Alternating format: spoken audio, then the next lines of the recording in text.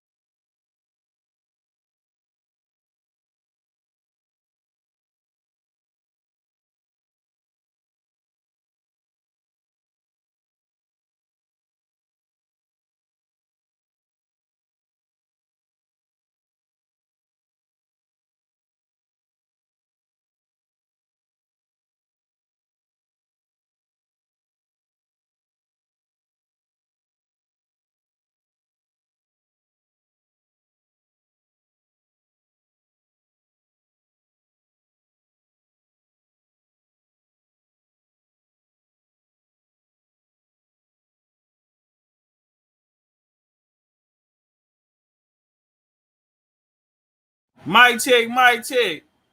Y'all ain't heard nothing. So the whole time we been on, nothing. Boy, if you don't get out my motherfucking ear, nothing. Let me go back. Oh, and I've been talking. Okay. My bad. Damn. Appreciate y'all sitting around. Oh, why y'all did that? Y'all jumped on. Tonight is a meeting. RSVP meeting. BCU ATL meeting. This is the last and final meeting.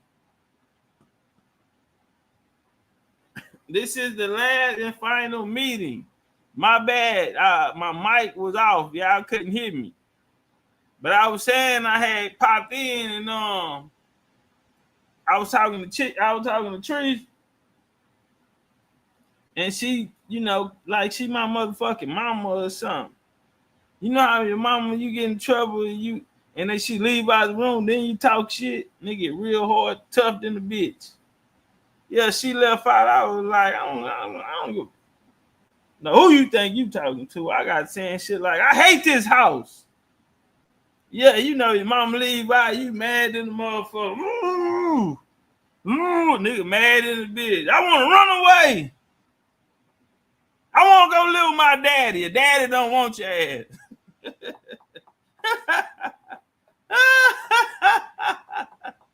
I want to run away. Your daddy don't. Your daddy. I want to go to my daddy house. Your daddy ain't got no goddamn daddy.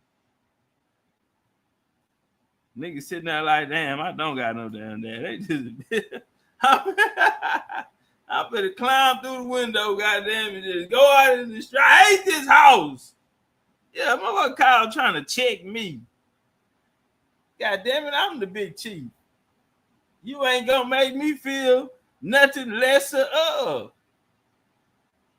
The hell with your threats. But I am gonna, I am gonna do what she said, but I ain't scared. It just, I agree with it needs to be done, but hold the fuck on. Yeah, man, can y'all hit the ain't nobody coming here. Leave well enough alone. Ain't nothing but the devil. Today.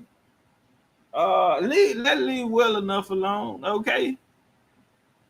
Be nice. Cut that shit out. Go pray. Okay? Light some incense or something. Oh, goddamn. Drink an espresso. You need to relax.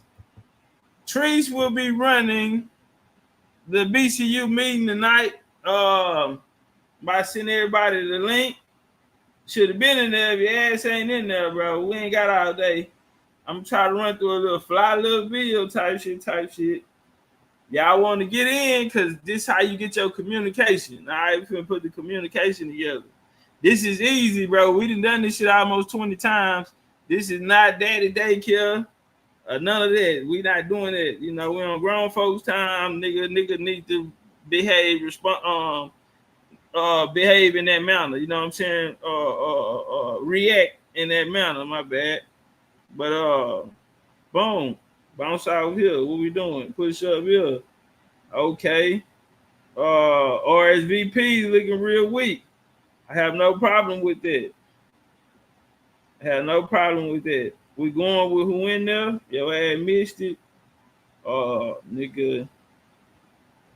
Hope you find us in Atlanta. If we catch your ass out there in the Pan-African group, so be it. Nigga looking for us. Nigga out there in the whole Pan-African outfit, nigga. You remember when they used to have the dashiki with the pan set, with the kufi hat? Nigga gonna be out there looking for us.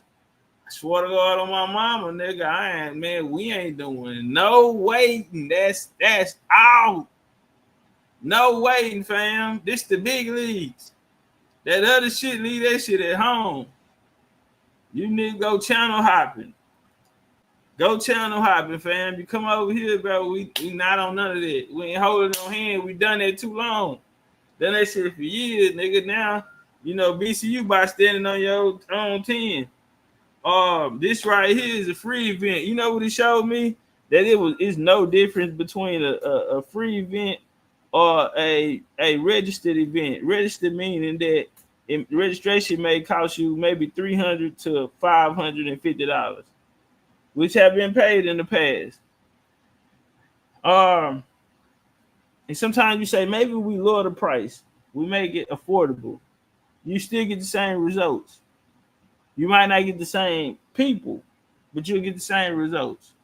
It's always people going to hit you that 2-3 days.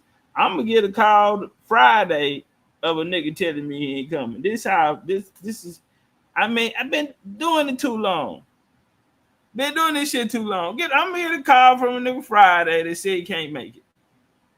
Swear to God on my mama. This is real life. So in order for me not to be stressed fuck out, which I would prefer, I'm just not gonna deal with it. What I'm gonna do is I'm gonna pass y'all over off the trees. Nah, I'm fucking with Nah, I'm gonna pop in there and I'm gonna pop my shit, but I'm gonna tell you niggas some real shit. Cause we on Indian time and it's niggas on Indian business. Meaning it's niggas driving. Nigga got airplane money. Nigga turned down airplane flight money, nigga. I'm driving. Put that on your mind, nigga, on Indian time. Nigga, I got a box of black rubber gloves, nigga. When we pop out, nigga, don't touch nothing, no fingerprint. We ain't touching nothing, nigga. And no Indians walking by themselves, nigga. When we push up, we got a flag boy, Kerry Bay. Shout out to Kerry Bay. He will be the flag boy. First man put eyes on the target. First man up the mountain, wave the flag, bring the second team, third team, we fall in. Flanks, Thunder, Cam, Too Tall, Ken. Y'all niggas don't leave my side. We pushing up like that. We gonna have the matriarch in the middle. East and West wing though, both flanks. And we gonna walk it up in the pyramid. Y'all need to hit that RSVP link so we can come on though. I need some more. We got boots on the ground. We need a little more boots on the ground. There's trouble with the shirts. No, there's not really trouble with the shirts. The shirt situation, dude, has to be addressed. I'm finna get to some info though. I'm gonna let Tree do that while I do this here. DJ Overhead Cuddy, what up though? Turn it up one time in a real motherfucking Indian way. In a Texas Indian way. Shout out to DJ Overhead Cuddy. My nigga. Cuddy a real nigga on Indian business. So, damn, I dropped my hold on, y'all. Let me find that link. It's pinned at the top, but I want it on the joint so y'all can see. Tap that RSVP. It's pinned at the top. We both started at 7:46. Yeah. And you know, we run out East Coast time, so it's about to be 9 o'clock. About to be 9 o'clock. So I wanted to let's get this going. Everybody not gonna be there. People who miss it, you will go through Discord. We'll have something set up in Discord. You can go through there. I'm gonna tell you right now, they gonna want to know who you are, cause niggas, we not them type of niggas. It don't take a whole lot of niggas to whoop a lot of niggas. Just everybody got to get down. So yeah, we gonna brief you. We gonna pat you down. We won't know your whereabouts in the last 90 days, nigga. We won't know your affiliation, nigga. Cause we on some Indian shit. You might not want to be around us. How we coming? You might, yeah. So, beautiful though, man. A lot of events taking place that weekend. We also will have our own that Saturday. You know, I might pop out and do a lecture. You know what I'm saying? Workshop type of thing. But we definitely have an indigenous meetup. That shit you got to go to the meeting, get in the Telegram. You won't get the information to the last minute. We are the motherfucking Moosai. We are the motherfucking shit. CIA intelligence, nigga. The fuck, nigga. Yeah, we own it like that. So, nigga, when the call come in, nigga, just be ready to on go, nigga. Green light. There where we going. So, anybody been a part of it know defense is our top priority, safety, you know what I'm saying? So we move a little different. But it's gonna be great, man. I talked to a couple of brothers, man, and a lot of people excited, man. They ready for the minions to come out, man. So a lot of people tapping into it. Boom, shirt situation, real quick before we jump in there. Hold on, let me start this goddamn meeting. It don't matter how many people in there. It is what it is. Fuck it. I told you, get the rest of the information off of goddamn me Discord. Go to Discord. Word trees. Boom. Links went out. Martin, you in Cancun right now? You in Cancun right now? Where you at? North or south? Where you at in Cancun? You on the north side or the south side? Please don't tell me the south side, nigga, because once you go to the south side, that's them butt naked beaches. That's them butt naked beaches down there, nigga. You know I know that shit like the back of my hand, nigga. He said, yeah, you on the south side? Okay, they you know they go topless on the south side. But you can't go in the water though.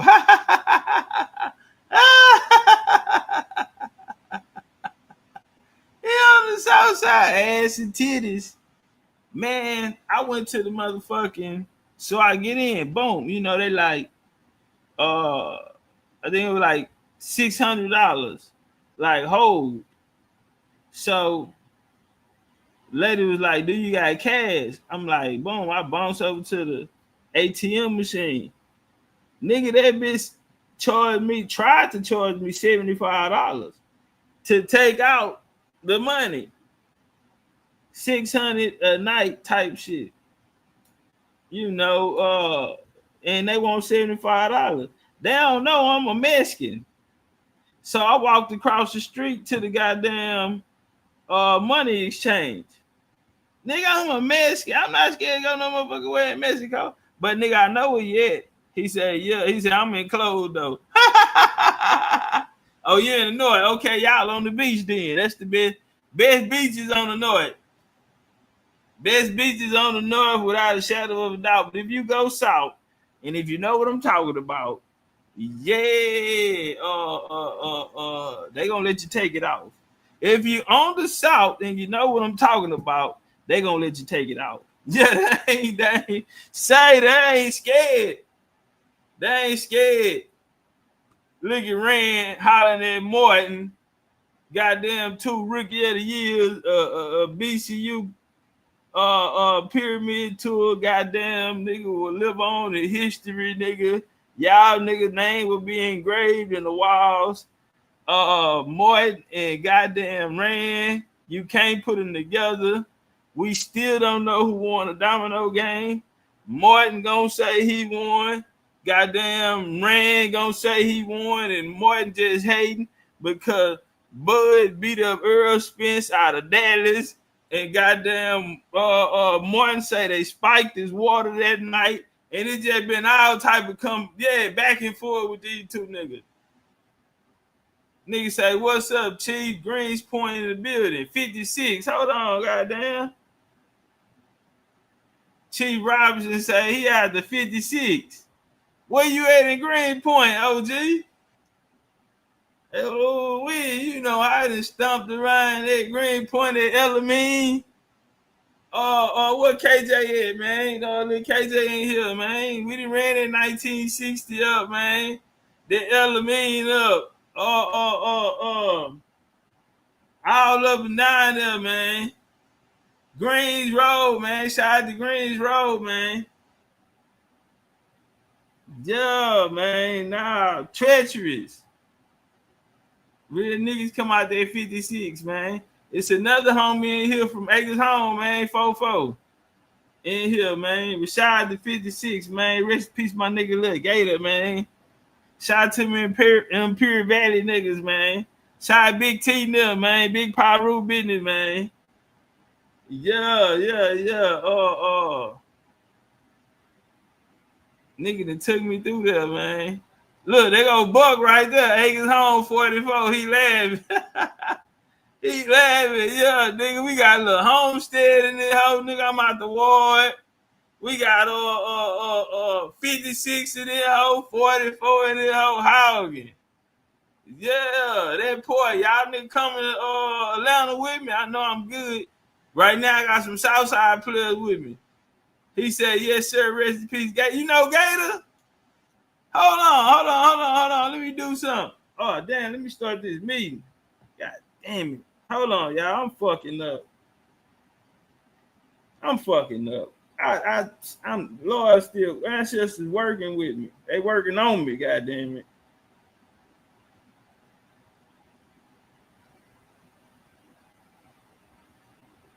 All right, y'all start pulling in. The room is open.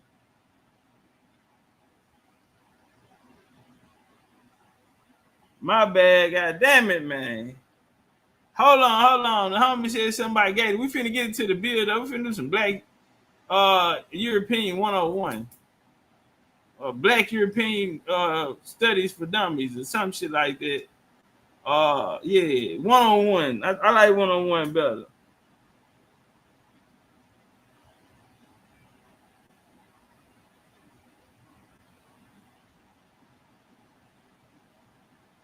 All right, Trish, you got the ball. It's your world. Miss, I want to run some shit. Go ahead and go run some shit. Your ass ain't running me. And I ain't talking shit just because I'm on mute. Nigga, I said if I wasn't on mute. Ain't no need for me to unmute. Oh, yeah.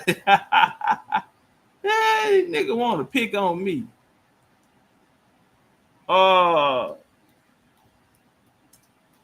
Hold on. Let me go get it, man.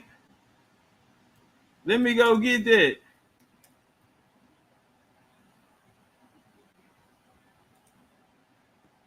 I'm gonna show you how cold it is, nigga.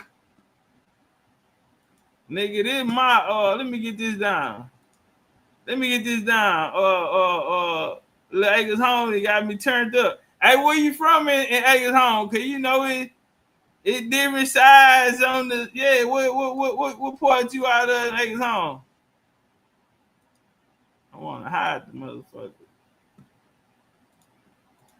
Look, I'm gonna take you here. Boom. Look, who right there? Yeah. Hey, who right there on the cover? What the Acres Home at? Rest in peace, Gator, Chief Robinson, 56. Gator had 56 in the trunk. Yeah. Gator had 56 in the trunk and that purple thing on swings. Yeah, guess who? Where he at? Indian Buck. Guess who that is right there on the front of there? Yeah, the one and only. See, he gonna call me. Look out, kid, 3 in the morning. Hey, let's go to Harlem. Get what he gonna tell me? I'm gonna pay for it. I love you, Ashley. Shout out to Ashley. That was his baby mama. That was his wifey. Yeah. Gator gonna sneaky call me and say, hey, nigga, let's go to Harlem, nigga. I got it. That's my nigga though, man. For real. So you know Nisha too then. You know Nisha from West Tidwell?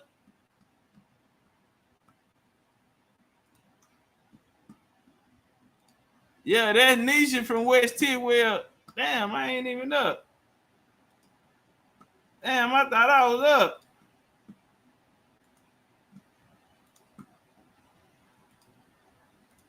Yeah, that Nisha from West Tidwell right there. Let me show you why I'm doing it though, cause this where we at. Hold on, let me take them back to where we at. Yeah, Bush Cat Sunday and keep the table too. We out here in Acres Home, you hear me? We out here in 4-4, laying outside Houston, Texas, you dig what I mean? This paradise right here, cemetery. My older brother buried at this cemetery, man. A lot of the homies buried at this cemetery right here, you feel me? Nah, I ain't late, Danny. Tree's gonna run it. I'm just gonna pop in.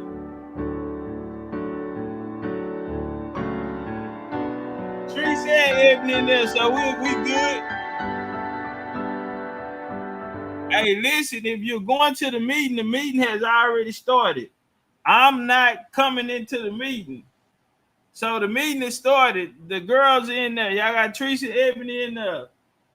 They organize it. Hell, they tell me where I need to be, what I need to be doing, and all of that. So I don't need to be there. Y'all need to get y'all ass in there so y'all can get a line of communication. Or your ass should be communicating through Discord, and it might get answered and it might not. And if it's up to me, goddamn, you know it ain't gonna get answered because I don't want to be bothered. But goddamn, get y'all that RSVP, the link pinned up at the top. Get y'all ass over there and get in the meeting. Y'all over here sitting listening to me and shit. Y'all can rewind this. I ain't even got into the lecture. I just seen some homies from the H. You feel me? Couple corners I done popped through. Ain't too many hoods that I ain't. You understand me? I ain't hustling on. I don't know real reputables from. You can't name too many. My nigga out with one. She stayed on North Bear Road. I used to go over there. I remember Mexican Mafia nigga. I'm coming up. It's like 7 in the morning, and they stayed upstairs. And so when I pull up, I'm like, what the fuck? It's a body hanging through the window with like a duffel bag, and it's money coming out the duffel bag. I'm talking about big stacks. And then nigga hit up. And so I go upstairs, knock on the door, boom. Nisha answered the door. I'm like, hey, y'all ain't hear nothing? Like, nah. I'm like, hey, bro, y'all neighbor dead. What you mean? I'm like, man, that nigga dead. Then they looked at me, and I'm like, hold on, fam. I ain't do this shit. They fucked around and looked at me. The link at the top is pinned. It's pinned at the top of the chat. Everybody check it out. It's pinned at the top of the chat if y'all going to the meeting. I'm trying to hold it down until they come back. He say they smile. He say 2007, 2000 not, and now he was on lock. Fam, I got so many stories, but listen, nigga sold me a swing. This is how I met Gator. I met Gator through this blood nigga named Marlon out of Northwest Park. He ain't staying north. What's them that neighborhood behind it? It'll come to me, man. Shout out to my nigga Poonie AMG. Man, it's gonna come to me. So you had Rushwood, and then you had not Lincoln Green. It might be Lincoln Green. Anyway, this is how I meet him, right? So Marlon, that nigga was breaking your car. He was a hitter. This nigga was like the luckiest nigga I met. So, are you talking about the AAA mobsters? Who you talking about, Big Wood now? I got a song with Lil Watts on the hook. Yeah. Yeah, the nigga came downtown to my 702 Main and Rush, to my studio downtown, 702 Main and Rush. That type of shit. Boom. So my partner had just got killed. So we about to go to the funeral. So Marlon say, hey man, you need another wheel. I had cracked one of my swingers coming out ill. I passed up Kirkin out, coming out ill. Whole car raised up. Boom. I done cracked the swinger. Boom. So I need a new one. And I need it by time of the funeral. So Marlon say, hey man, I know a nigga who got some wheels for sale, and he your people. Like, what you mean he my people? He a crib. I'm like, all right, bet. So we meet up at Greens Point Mall. The nigga hit me with a butt naked wide. It wasn't even no crack. It was a wide wheel, butt naked, no caps, no two prongs, no tires on that bitch, nigga. Just a rim. So I went to Two Brothers. Man, nigga from the H. Nigga, I already know what time it is with Two Brothers. I pull up at Two Brothers. Boom. I get right, and I make it for the wake that night. You know what I'm saying? Coming down on foes on it, man. Rich piece of my nigga Gator. I remember one of the last conversations we had. He had just got his dually shot up. Remember, they was all getting them dualies back then. He had just got his dually shot up. And He was just having a lot of niggas up there, a lot of dice games. I remember this nigga off in Pure Valley got his jury took at the dice game. It was so cold. So he came in, he took care of his business, whatever he was taking care of. But when he came out, some people spotted him. It was so cold, they picked fam up and put him. They didn't open the door and put him in the car. They was in the SUV.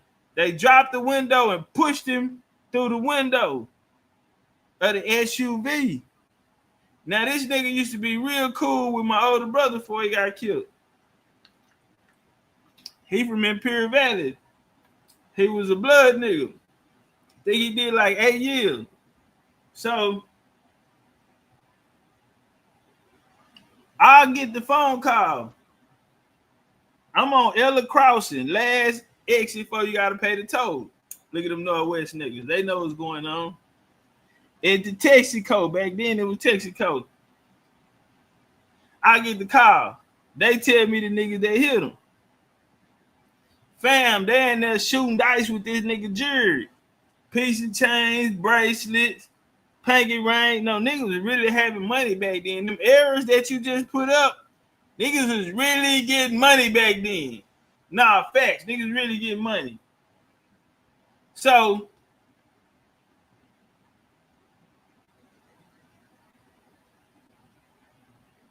shout out to Click Clack. So they took his jury. So boom, I go up there. This when Gator got the spot on Richie Road. So you know I ain't bullshit. He stayed in the Woodland. His wife named Ashley. So you know I ain't bullshitting. Boom. So I go up there, nigga. I get the jury back. This how much love and respect. I get the nigga jury back. So I call him, boom, to meet me on Ella Crossing. He come, he got 2 other niggas with him. I don't know, I guess they shooters. So I tell him like, yeah, nigga, however it's gonna go, nigga, you know I'm riding. But you gonna buy this back. He was on some appreciate you. Nah. Nigga, you finna buy this shit back for me. They took it. They gave it to me for a nice deal. I mean, I'm a good guy. I'm a good guy, fam. They gave it to me for a nice deal. So yeah, they gave it to me for a nice deal, and I charged him like 3 times what I paid for it. He don't know what I paid for it, but I told him what they gave me. And it was 3 times, and he paid it. Cause he ain't want to look like a mark and be walking around and ain't got a jury on. Everybody know a nigga just put you through a window and kidnapped you, fam. Nah, them niggas thugged out. Nah, I got a lot of love for a lot of them niggas out there, man, on both sides.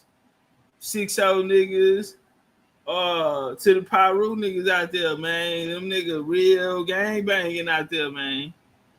For real, nigga, I came out there. Them niggas all had on baby blue rag, nigga. We out there orange flagged up, nigga. I'm like, oh, nigga, it's finna be a problem, nigga. Downstairs under my brother, it's 2 blood nigga. One nigga named Vance. I forgot the other nigga name. They was from Cali. They down there putting down them little young niggas. And so one day, nigga, I just go off on them. Nigga, let me look at that shit. Nigga, you ain't finna be around here, nigga. Cause we doing what we doing. Y'all smoking in front of the house, got the logs hiding shit riding through here, nigga, and we making money. Say, fam, let me go and get you up out this block. Square business. And we took care of that. Anyway, we out there, man. But the homie brought back memories, man. I had to go to the homie. And we finna get to Black European 101. That little gator that they talking about. Outside the edge, young nigga. Chain hang all the way to the belly, but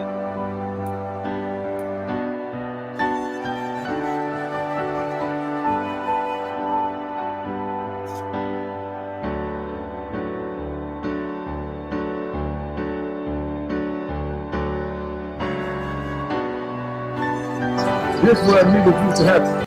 Yeah. I'm right. We off of that. But man, I miss my nigga Lil Gator.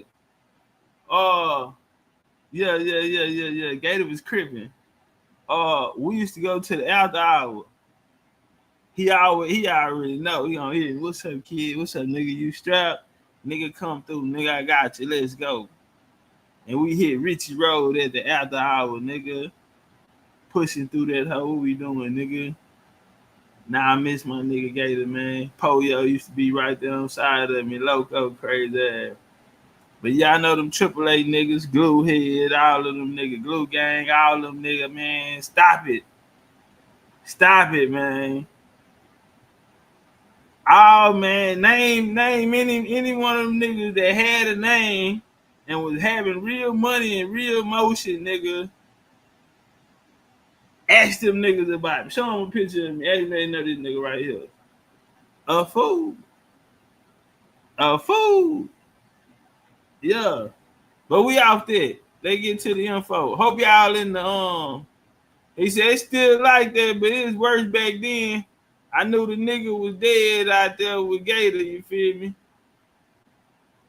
Yeah, it was a bad situation. I hated it. It happened at his highs and everything, you know. I remember when I got the call, I ain't really get the call. My phone was dead. So when I woke up the next morning and I turned my phone on, that was the first message came across. They killed Gator last night. Broke my heart. Broke my heart. Some niggas, you know, and you like, fam, you know, that's how fam was living. But with that nigga, nah. Gator was a good nigga. He ain't deserve it. And the game was not the same after Gator left. Can't no nigga raise their hand and say that. And he was young, and a lot of them niggas were older than him. For real. But rest in peace to motherfucking 56 legend, nigga. Lil Gator, nigga. He say them drops was killing them. Oh yeah. Yeah. Nah, them niggas was 60. Nigga, you go out there, everything was neighborhood out there. I was like, damn. Nigga, I went out, nigga, everything was neighborhood out there. That was little Rodney in them, and them niggas that was running, them niggas, and shit, Rodney was on demon time. They found Rodney in the dumpster. So if you push up Ella further, cross over Kirkendall, and you keep going, nigga, shit. Yeah, nigga get real bloody back there. And they found Rodney in the dumpster.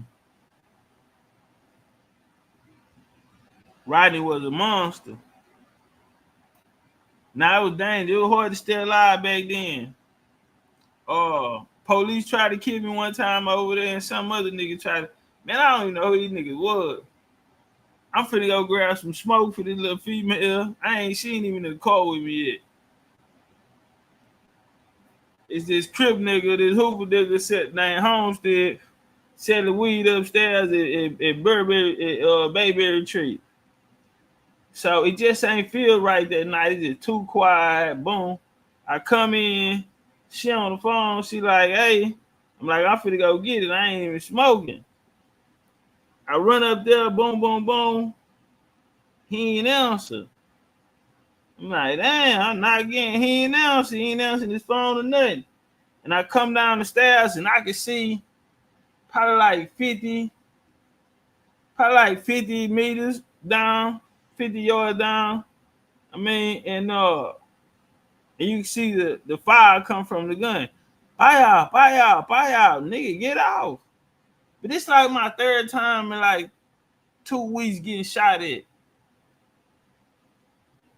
When I jumped in the car leaving, he ain't answered the phone.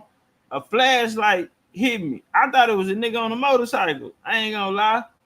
Man, I pull around like try to turn this to loud. Nigga try to reach through my window and grab my keys. But he took too long to get active. I hit the windows.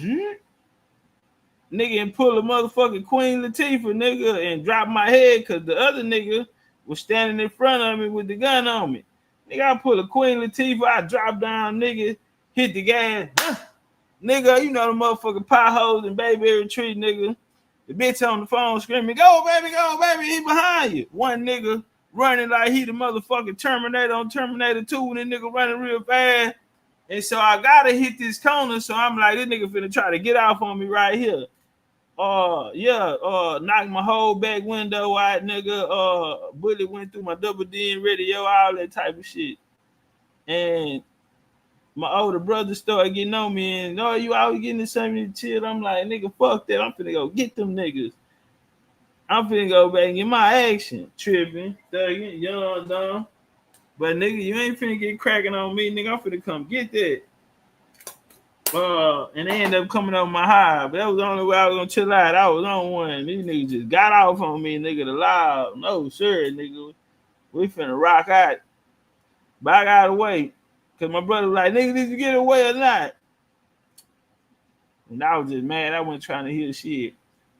Anyway, we out there. This nigga got me in the world, man. We supposed to be on the lecture. All right, let's do it like this here. But yeah, RP to the homie Gator, man. My nigga.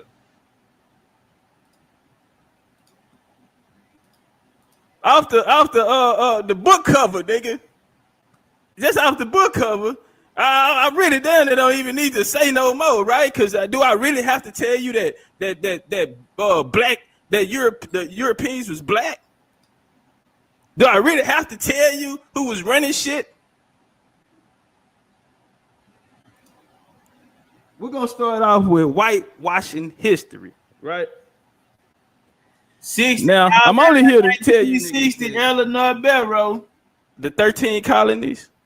The trans out a nigga at North Barrow. KJ, I know you know the Redstone North Barrow. We at an after hour. Some niggas try to get down on the them niggas like 40, 50 deep. But I know niggas from everywhere. So while the law was trying to escort us out, I bump into little 50 them, little crib niggas from Mesa Road, and outside niggas. No, they gonna get cracking. I said, hey man, we got a problem, boom, boom, boom. Anything you need, that type of respect. Nah, really him.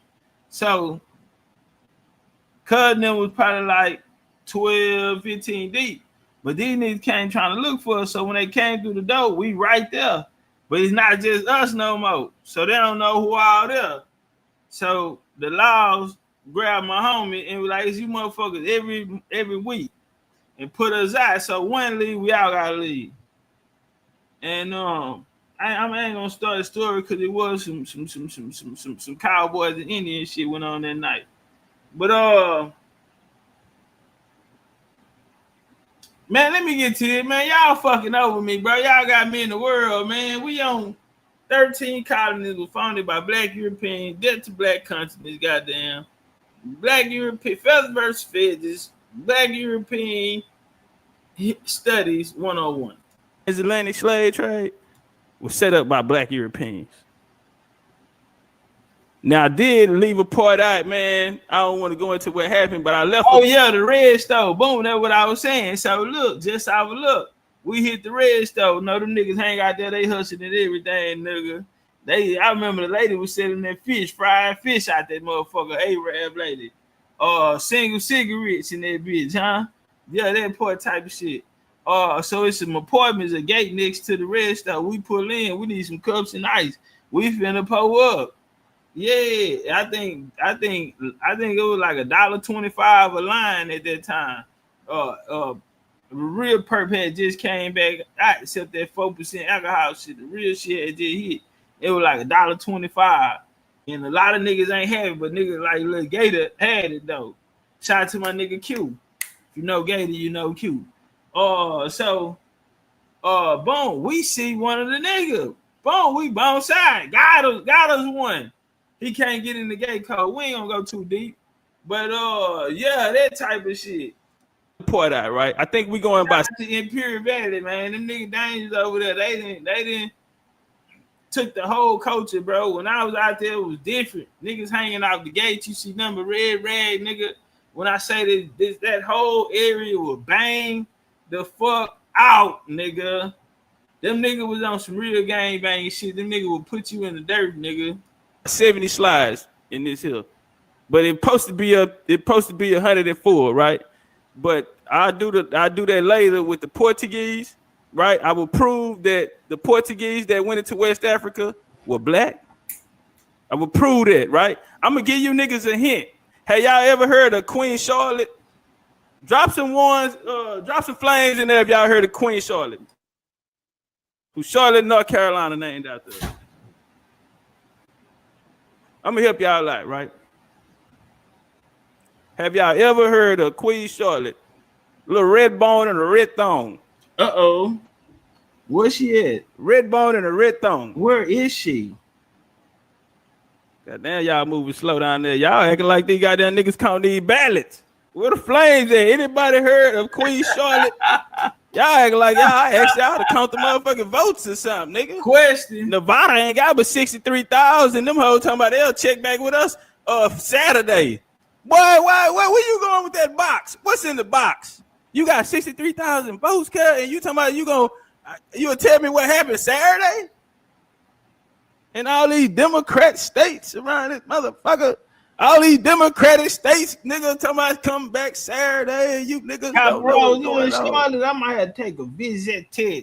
They say, man, motherfuckers in Nevada ain't even got no addresses voting. Nigga ain't even been in Nevada 30 days and they vote. Woo, boy, they better hope Trump don't win. So turn up in this motherfucker, man. Turn up in this motherfucker, nigga. We gonna be going through some motherfucking old English shit, nigga. So we going through SWAT. We're gonna be dealing with a lot of motherfuckers, whether they're gonna be tawny, dark brown, tawny, swarty, blackly, swatty. We get down here, you got darkly, olive, all of this type of shit, right? Type shit. We gonna be dealing with niggas. And y'all thought these were real people. These are real people. These are real kind of people, nigga. This who you niggas got y'all ass whooped by. Some niggas look like this. By the Splash Brothers. You that walk through, goddamn. All right, so what's taking place? Listen to that nigga, man. Topcatz always talking shit. It's right here. What the fuck is taking place right here? This for all my religious brothers out there. Hold on.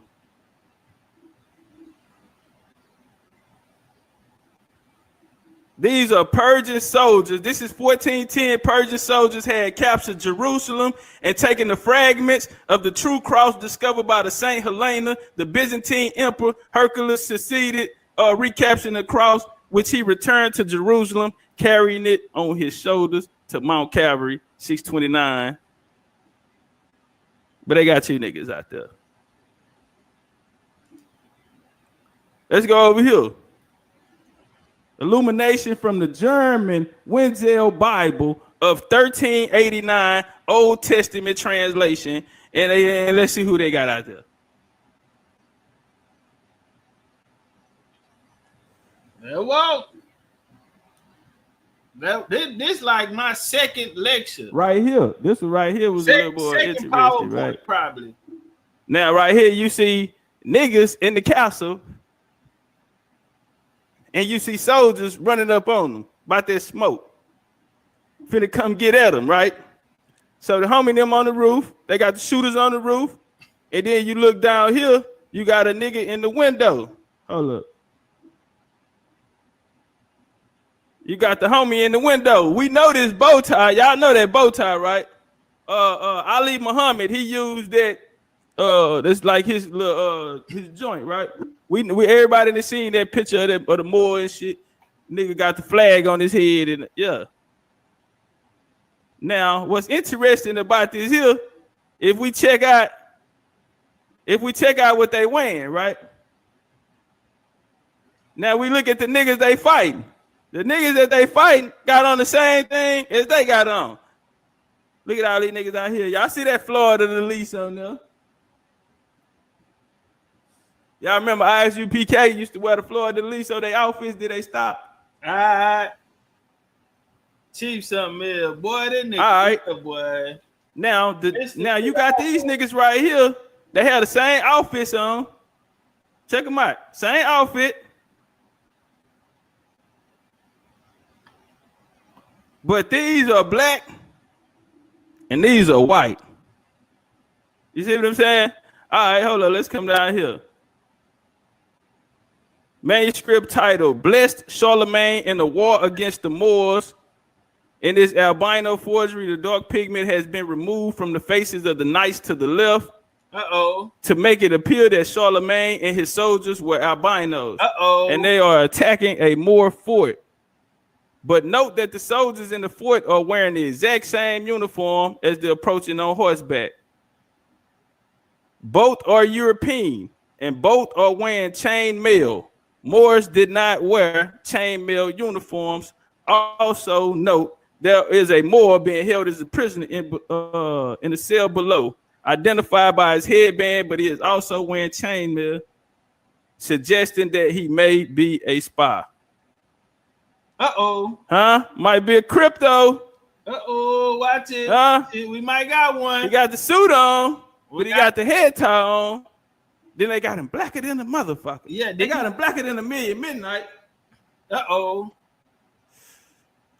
headband, they let you know he's a boy. He got the same suit on, so he look like one of us, but the nigga got a headband on. We'll wear headband. The nigga was a crypto. Before crypto. He was a crypto before cryptos was cryptos. But they called him. Kenneth the Niger. Kenneth the Third. Boy named after daddy.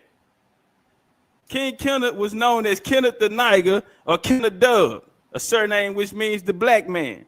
Val Dub lived and reigned over certain black divisions in Scotland. And some history state that a race known as the Sons of the Black succeeded him. C.J.A. Rogers, Sex and Race. If y'all haven't got that, that's an old school book right there, man. If y'all been a part of book clubs or anything, that be the type of shit be sitting on the table with the cover tore off the motherfucker and shit like that. You could always probably find you like one of them motherfuckers around or something. Kenneth III was the king of Scotland from 997 to 1005, and he was the son of King Dub Mac. King Dub Mac. That sounds like a nigga. That's my weed man name. Nigga, y'all got some, y'all chapping over there. Nigga, god damn, I need a pack. Dub Mac. That's my weed man name, Dub Mac. God damn, God, I know Dub Mac. Big Dub Mac, swoke, cocky nigga, light skin, brother named Ernest. Yeah, I know that nigga. I grew up with them niggas. I grew up with Dub Mac. Fourth cousin to the previous king, Constantine III, and first king of the successor, Malcolm II. All niggas, cuz. Frederick III, elector of Saxony. Frederick III, January 17th. Check him out. Hold on, let me do something. I want to show y'all something. We're going through the whitewashing. How they wipe you niggas out. Check them out. Ain't no motherfucking black Europeans did a motherfucking niggas ain't did shit. Nigga. Let's walk. Now, all right, Frederick III, elector of Saxony. Now check this shit out. Elector of Saxony who worked for the constitutional. Now wrap it up, Trees. They should have had their ass in there. For any other information, I mean, we gave y'all, it started at 7 and it's 8:30. So the people that came, they in. You can contact us through BCU Discord if you're trying to come. Everyone shirts will be in Atlanta. The shirts have been sent out to Atlanta. Everyone order. Everyone has a sticker on their order. All the orders are together. So that's what we doing. Topcatz, who are the original Huguenots? The original Huguenots come from France. After 1517, Martin Luther beef with this church. They split, broke apart. You had a guy named John Calvin is gonna come through. They fought the 30-year war. they'll be known in history as the Protestants or the Huguenots, which is still active to today. French Huguenots will also be under the Edicts of Nantes. They'll be protected because the King Henry, he was actually Huguenot himself. But the Edicts of Nantes will come back and that will dispel them. And then you'll see the Huguenots break off in other places, but they'll still be prominent in these places that they will venture off to. And a lot of these will be port cities here in U.S. You also have them going to South Africa. You had them going to different places, mostly port cities, that the British will eventually catch up, and you'll get what's called a Creole culture with a K instead of the original version. But let's walk. Go check out the Making of African American series, like an 8-part series. Tell you everything you need to know about a Huguenot. Reform of the Holy Roman Empire. Succeeded as Father Ernest as elector. His daddy named Ernest. Y'all know Mr. Ernest fixed the goddamn car. Shade Tree Ernest and them, they standing up there by the stove. Nigga fixed everything. You know Ernest. Yeah, that's Fred. That's Frederick. Ernest boy. That's Ernest them boy. Yeah, true. Roman Catholic. He nevertheless founded the University of Wittenberg, where Martin Luther taught elector in Saxony and worked the constitutional reform of the Holy Roman Empire. Succeeded his father Ernest as elector. Luther taught elector Saxony, who worked for the constitutional reform of the Holy Roman Empire. Succeeded his father nevertheless founded the University of Wit. All right. Now check this out. I went and found this coin on this nigga. And I'm gonna tell you something. These coins are real, right? I don't fuck with the pictures, huh? Y'all know, nigga, you check out, I don't do the pictures and I don't do maps. Right? So I said, man, I need something else. Fuck that picture. I need to know. I can't go out here and be talking about this shit and we look at that picture. The white boy got a picture. This nigga got a picture. Hey, look. Hey, who is that? Look at that. Nah, shout out to my nigga Dan. Hey, you know what was the first thing I thought when I seen this picture right here? Dan Calloway. Y'all know that, like his little thing when it come on, his symbol. Look at it. I'm just here to make you think. That's Freddie them shit.com. I don't know if like the homie know. You know what I'm saying? But he don't. You know. I mean, ain't nothing wrong with it. That's big homie Fred right there. Y'all know Fred. I know you know Fred motherfucking ass. All right. Maurice Saxter. Check him out. That's Maurice right there. All right. Now, this is the Holy Trinity medal of Maurice, Duke of Saxony. 1541-53 AD. Throne decorated on Florida's own. The guards are for the seated facing, holding the orb sector, wearing angels attended, prayer clouds, other side of the throne, and them heads of cherubim ascended from heavens. All right, now check it out. Check the homie out. And these niggas are shining, bro. These niggas are shining. Look at that. All you Christian niggas and all this shit here, nigga, here go your type of shit. You Roman Catholic ass niggas. Boy, that nigga still around here. You know them goddamn Hebrew, bro. Some of them Hebrews really Hebrews, bro. You got to think about it, man. Out of all this shit, bro, don't nobody Hebrews, them niggas do this shit for real, bro. They go out there, they be in the streets with this shit. They always argue with somebody. They always fight, and they love this shit out. They Jesus. Love the shit out of them some motherfucking Jesus. And all you gotta think about it, bro. Over there, all them folks did was fought. All they did was fought over God. And niggas over here, that's why they don't even be understanding you. You be like, nigga, I ain't with none of that shit. Why the fuck do you want me to believe in God so bad with you? Nigga, I ain't with all that shit. These niggas are walking missionary, bro. They still like that to this day. You got some of these niggas out here, bro. Hebrew, these niggas are. That's them people for real, bro. Them people was black. That's them niggas kinfolk them for real, bro. They still out here pumping this shit, bro, in 2020. Think about it, family. Y'all know how long this shit went on? These niggas still ain't got over that shit. God, these niggas, bro, these Hebrews still ain't got over that shit, bro. We good, my nigga. It's 2020, my nigga. No thank you, brother. Keep Jesus. We don't know thank you. I don't need it. Nigga, you got them nigga fucked up, nigga. And nigga, it's 2020. They still think this nigga coming back. You know how long ago that was, bro? They say nigga, he coming. He coming, nigga. You know what I'm talking about? And when he get here, he gonna kill all you motherfuckers. Yeah, the Rothschilds were around. Shout out to my uncle down there, man. Street Media TV, y'all go subscribe to him. Yeah, the Rothschilds was around. Shit, the Rothschilds was around when the creation of the United States came. The Rothschilds ran the first two banks. Bank of North America, shit like that. They appointed them. Second person to hold the treasury was Alexander Hamilton. He worked directly under and for the Rothschild interests.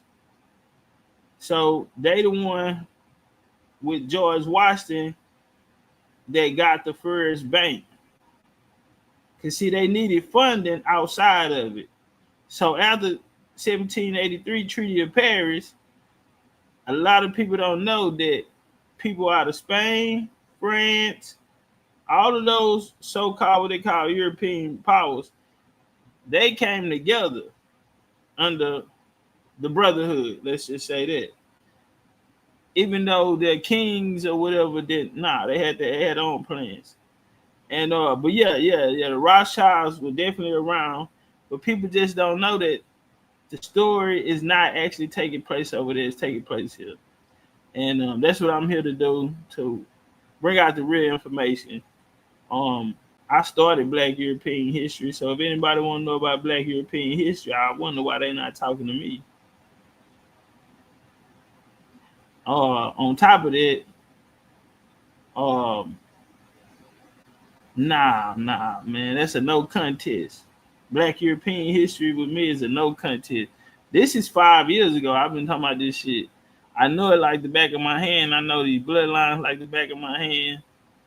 No pen, no notes in front of me or nothing.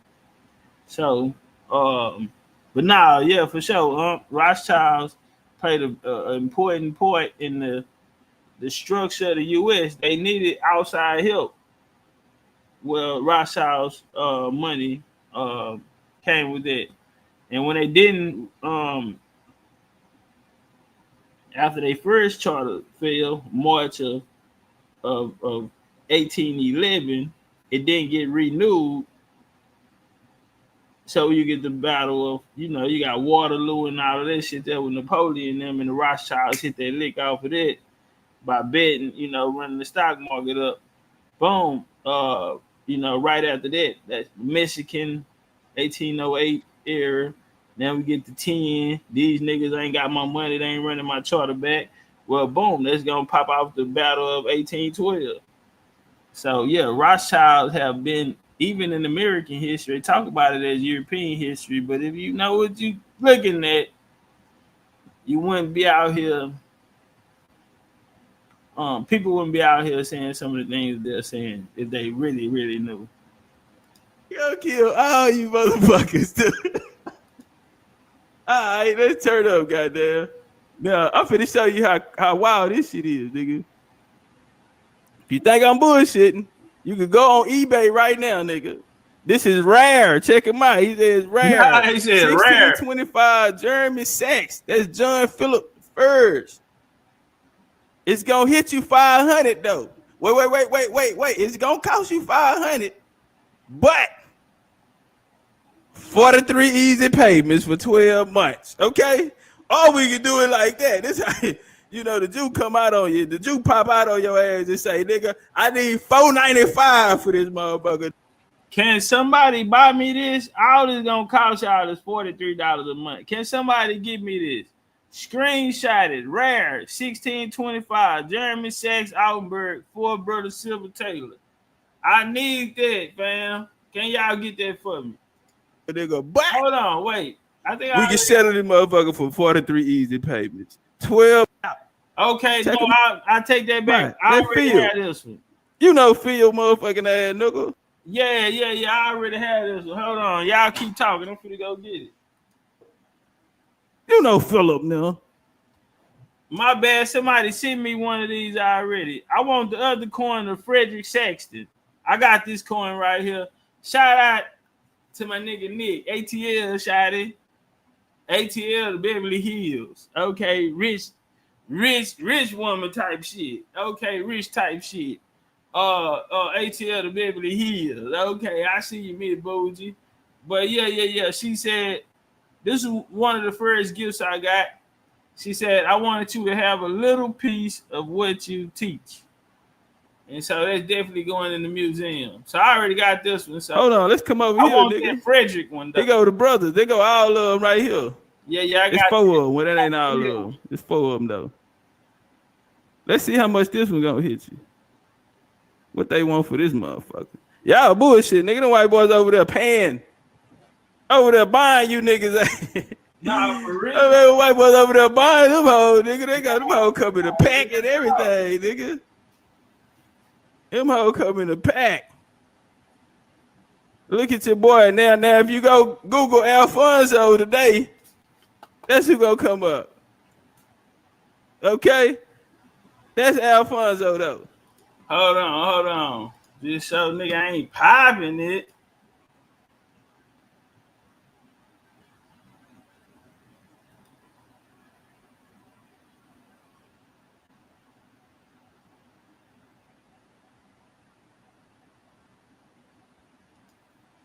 Let me flip it over. Let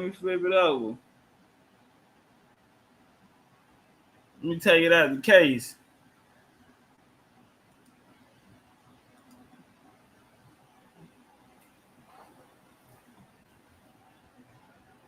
Yeah, this show we ain't popping it. Hold on. Let me put a shirt on, fam. No disrespect, ladies. I apologize. I'm thugging. Hold on. Give me 2 seconds. I got my top popped and shit. Trip thugging.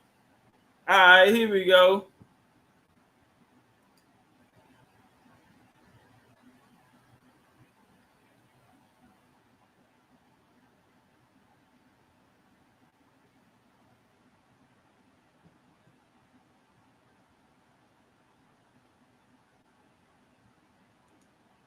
Yeah, that's gonna hit you 500.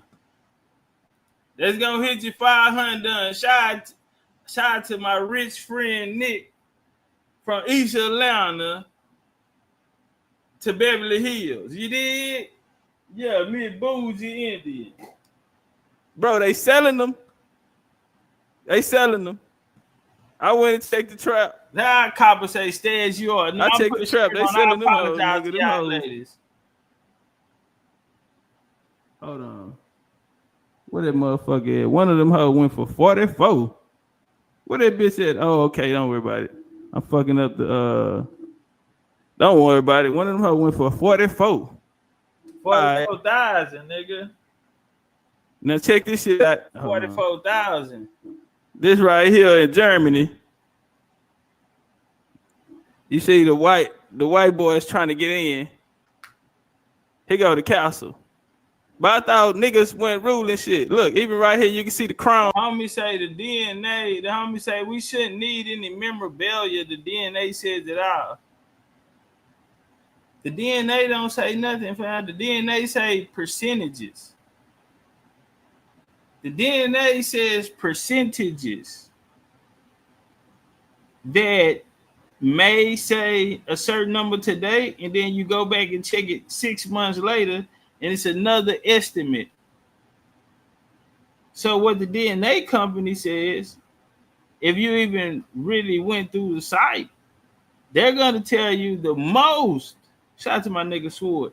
They're gonna tell you the most accurate way to determine one's genealogy is to do a family tree or research your family genealogical record. This is what the DNA sites are saying. So if you want to take 11%, 93, and a lot of these people like say, well, I'm 90% this. Well, you ain't even read the damn manual, because your highest number is gonna be your oldest. Your smallest numbers are gonna be your most recent. Now, how far back can it go? It don't go too far back. Hold on, I would play something, but it really don't even matter. Like some shit, I'm just too big for. Like, I'm too big for that. This is a 5-year-old lecture, nigga, that is classic. So let's walk. I'm too big for it. Then me and Uncle Roy, we're gonna turn up on some Black European history in any own way. Y'all see that? The king and the queen, right? On the head. You see the crown on the head. Hard line, what up, though? Big aboriginal shit. You niggas gotta hold the trap down. Huh? Different colors of browns. Different colors of melanins and shit. You niggas gotta hold the trap down. Got to. It's a real picture, look. This is Germany, 1400 AD, depicting black soldiers defending the black king and queen in the windows for attacking white men called by white men and Moors.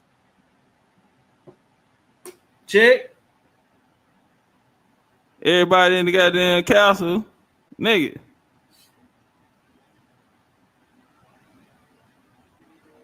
You go to the coat of arms.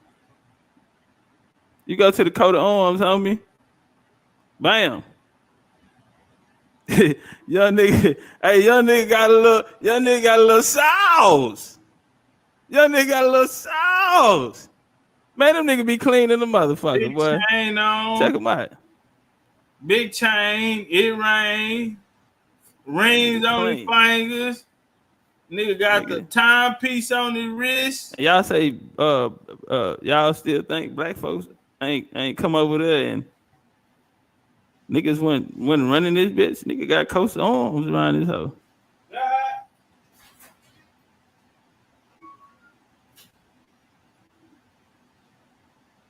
That walk.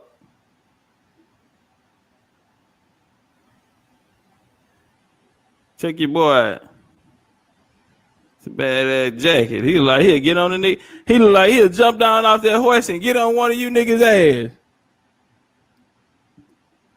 ass. That's a big old nigga too, big old black ass nigga. He like he get down off that motherfucker, get on one of you niggas' ass. Hey, what the like said? Bang the like button, goddamn. What the like said? Bang the like button, bang the cash app, goddamn. Bang the cash app. Let's turn up. We finna rock. We about to rock. Bang the like button, bang the motherfucking cash app. Africans were known to have likely been in Roman. Africans have likely been in Roman Britain as soldiers, slaves, or even free men and women. But Kaufman shows that by 2 times they were present at the royal courts of Henry VII and Henry VIII, Elizabeth I, James I, and in households of Sir Walter Raleigh and William Cecil. And then you see the niggas right there on the horns and shit. And you know what? You see them horns in America. You niggas down south know what I'm talking about. If you country, you from the country, down there we have the HBCUs, they'll have bands. You feel me? They'll have them battle of the bands out there and shit. Bring them home. The niggas come through on the motherfucking horns, nigga, and act a fool. You get scholarships for this shit, nigga. Yeah. Trump just showed. All right, this here, black musicians in Portuguese painting of the engagement of St. Eustace and the Prince. Let me see where we is. All right, now check this shit out. Since we talking about whitewashing, this painting right here is called Whitewashing the Darling at the original whitewash. Nah, not all surnames. go back to coats of arms. Now, everybody, this is just like today. Everybody ain't rich. Some people was middle class. Some people had elites or politician friends, political friends, connects, contacts, networking. Some people were ordinary people. I mean, like, the world don't change. Maybe the power shift changed. But the dynamics or the rules to the game. Now, you're always gonna have people or families who play certain positions. So some will be more instrumental than others. So now I wouldn't say that all surnames go back to coats of arms. Nah, not at all. That's what make it royal. That's what make it royal bloodline. Cause there was a bunch of poor motherfuckers out here. There's a lot of niggas out here can't find nobody in their genealogy. But it's some people that can get back so far, and it's because they coming from these bloodlines who been holding shit down, who been having say so, who been having recognition, who been having influence, who had contributions to this shit.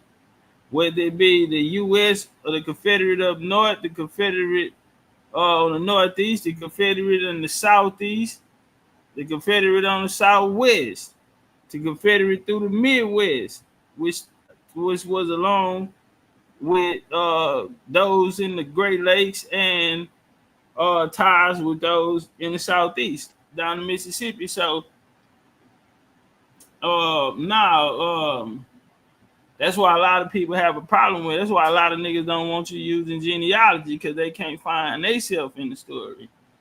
We could say with no slaves, but then the niggas start pulling up slave schedules. These people names, dates, and people we can go back and find.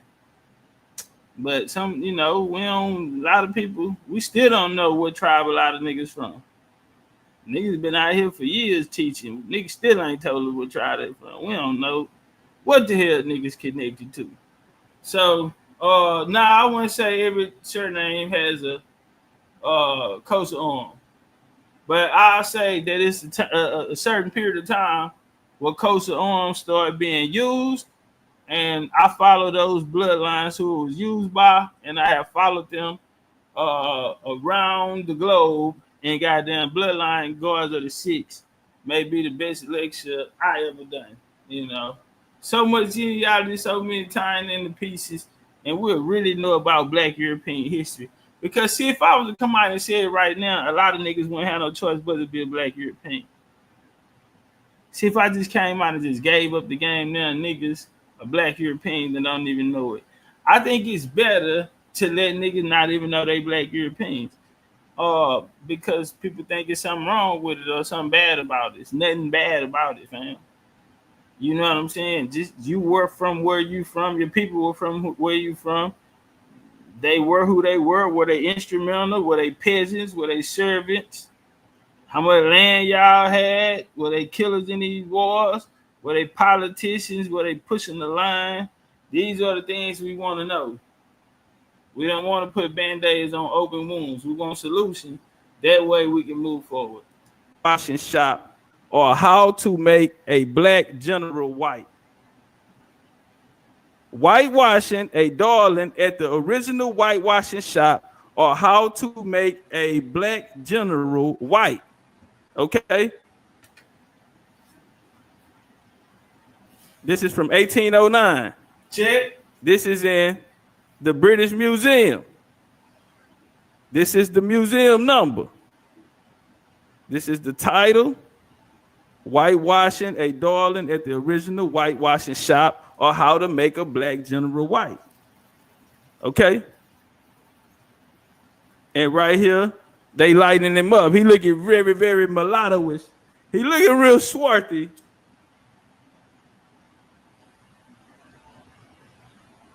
We got whitewashing right now. Let's go into some of what it was saying, right? So this is a scene of the House of Commons. The Duke of York in the regimental color black stands in the tub, fronting soap suds, placed immediately in front of the speaker in his chair. Two men in the front of the minstrel bench are applying brushes to the Duke. Number 11323 wears large spectacles. He says, very hard work. The other Canning says, we will make him look white and beautiful. I warrant it. Two men on the front bench say to each other, a fraction to overthrow a society of suppression, vice, indicating Wilberforce, founder of the society and leader of the saints. Other members on the speaker's right, them that don't like England, hold on, I had to go to the picture, goddamn. It say, leave it, a infamy must rest some. Well, the Duke, who is swarthy, not black as in number 11272, holds a letter addressing my dearest darling, that's the painting, and says to the opposition, I never wrote a letter to Miss Clark in my life, and it go on so forth, so and so forth. But this how the white folks used to tell their stories. You know what I'm saying? This is where your comics and all this shit here come from, especially in the politics and shit, right? You gotta understand what we dealing with, and that's why you see the big wig in the window. They about to whitewash this nigga ass. Check. Where did all of this here come from, man? One of the stories out there is this is one of the guys who is blamed for starting this shit. The whole whitewashing process. Thomas Cromwell. Now I know a lot of motherfuckers that think of Oliver Cromwell. Oliver Cromwell was a gorilla. Yeah, nigga, that's my grandpa, nigga. His daughter, nigga, Elizabeth, his favorite child, nigga, is my grandma. So, nigga, watch your mouth about Big O, nigga. Big O stumped down on niggas. Big O was a real one. You feel me? It's some real ones that came behind him that we know of and hit. That's what I'm saying, bro. What I do with this this bloodlines of the go at 6, bro. Y'all ain't never seen a nigga move around the ring like this. I ain't never seen this many punches. It's more genealogy and everything, and I want to show everything how it connect. But it just we've been lied to. We know that. No disrespect to nobody out there that ever dropped something, because I'm pretty sure in some area of education or information on this, somebody have brought, you know what I'm saying? They have brought something to contribute. You did. It's supported. Nigga got the ice. Nigga brought the cooler. Nigga brought the 24 packs. And nigga got the cigars. Nigga got the cups and ice for the drink. We finna pour some more. So somebody brought something to the table. But what I'm saying is everybody missed what I'm talking about, like what really happened. So nigga, that's why I'm on the way to Europe. That's why I'm on the way to New York. That's why I'm on the way to Boston. That's why I'm finna go pop out in Europe, nigga. My flights are booked. My bags are getting packed. I'm finna go get that. A lot of shit I don't even need to say nothing. I'm gonna let my hands do the talking, man. My work. Well, let me. Not my hand. I'm gonna let my feet do the work. With them boots on the ground. A lot of niggas ain't got that. I give to one. I give y'all one though. A young fella. He a Texas. He out of Texas too. Old Buffalo Soldier nigga reincarnated. He go by the name TP2 Live. That's a young brother that's on a journey. And if you watch him, you watch his journey, just go down his channel on Instagram, historical and digital sites, and just see where the ancestors taking him. When we talk about things in our backyard that have meaning, these are the things ancestors gave him the eyes to see. Shit that motherfuckers jog and walk their dog and pass by, drive by every day. And he find these little gems, you know, that's with dirt over. And he can see them and see the beauty in it. Oh, that's a gift. You feel me? And just like Rod Hayes told me, man, everywhere you go, you've been already, man. You just going back to places where you done left treasures, nigga, and you know, going back to places you said you'll be back to, and you're getting your downloads when you get there, and you get your next assignment. That's your next trip, and I see the homie TP2 Live, the ancestors guiding him in that way, man. So keep it up. I'm behind you 1,000%. He ended up becoming a trader, but that nigga wanted big smoke. That nigga wanted big smoke for real. You gotta knock a nigga like that. You gotta knock him down.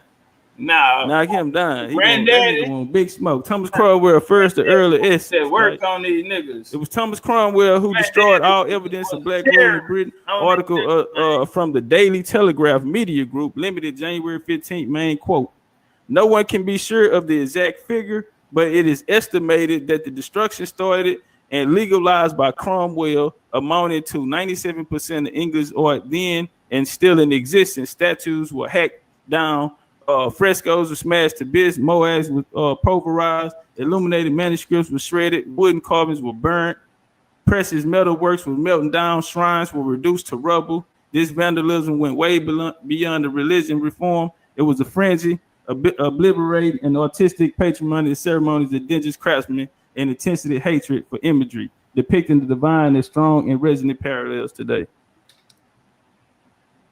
Yeah, Granddaddy got down on a lot of niggas. Irish niggas, he punching them down. So that's the nigga right there. I ain't gonna lie. Now, Benjamin Franklin. He was a monster. Let's check him out. So we done went through Germany, Portuguese, through the paintings in Rome. We seen these black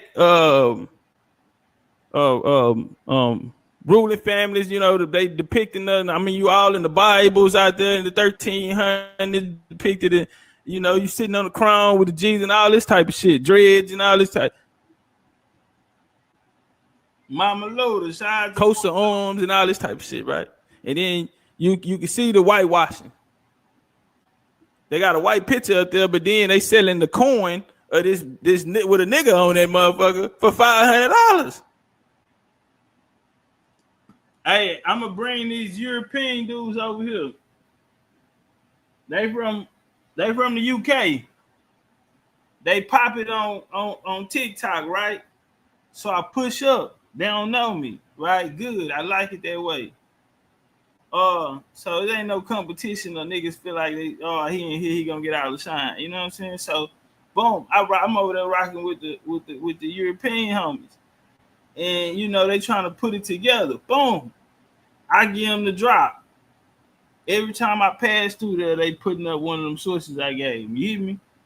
I want to bring them to my channel because they told me to come to, when I get the touchdown in London and call them, they got me. But they want to do a lecture, and they want me to teach a Black European lecture, the history of Black Europe. And I'm going to bring them over here, man. But I remember I was up there, and he said, hey, man, I'm going to clear the panel. And that was including me. He said, we got a chief coming on. So when he brought the guy up, the chief, he dropped me and everybody else. The chief said, nah, hold on, big respect. You know who that is? That's Big Chief Topcatz. Bring him back up, please. It'd be an honor to have him up here with me. That's that type shit. But yeah, they want me to come out there. But I'm going to ask them, can they come jump on the panel over here and just kick the history that they know? Because one of the things so they had these places in Europe, like historical markers and monuments and things like that. Well, what they started doing was going to them. They started meeting up. They met on TikTok, but then they started meeting up in this little group and started going to the places. And that's what caught my eye. And so I said, hey, well, let me give you the other part to it. So I want to bring them on and let them build on the information they have, show the videos of the places that they've been, as they have been documenting Europe, and it's hitting Black history. Let's walk. I'm telling you, homie, one of them hoes went for 44,000. Don't worry about it. We don't see. I'm gonna show it to you in here. 44,000. Just Google it, bro. I went through all of the motherfuckers. Amazon, all that shit. These niggas popping up in a real way, man. Benjamin Franklin said, all Africa is black or tawny, Asian, chiefly tawny, American, exclusively of the newcomers. Wholly so, and it is Europe, the Spaniards, Italians, French, Russians, and Swedes are generally what we call swarthy, a principal body of white people or a face of the earth. Why increase the sons of Africa by planting them in? All right, we familiar with that source. People that wore that. Shane said, speaking of black European, I haven't seen any evidence that says the royals originated in America, as they say. What's up with that? Listen to me. It's called Bloodline of the Gods, Part 6. So if you seen Part 5, all we did was brought from Part 1, we took y'all all the way around the world. Part 5 brought us, Part 4 and 5 started bringing us back to America. 5 really brought us back because it's so much genealogical and family tree going all the way down. So now that we're back in America, yeah, I can tell you, and I can put my reputation on the line that the kings of Europe actually occupied the lands of North America. They're not. I don't want to go too deep. That's all I give up for right now, Saint. But I fuck with you, so I'm gonna give you that. In America, where we have so fair an opportunity by excluding all blacks and tawny or increasing the lovely white or red.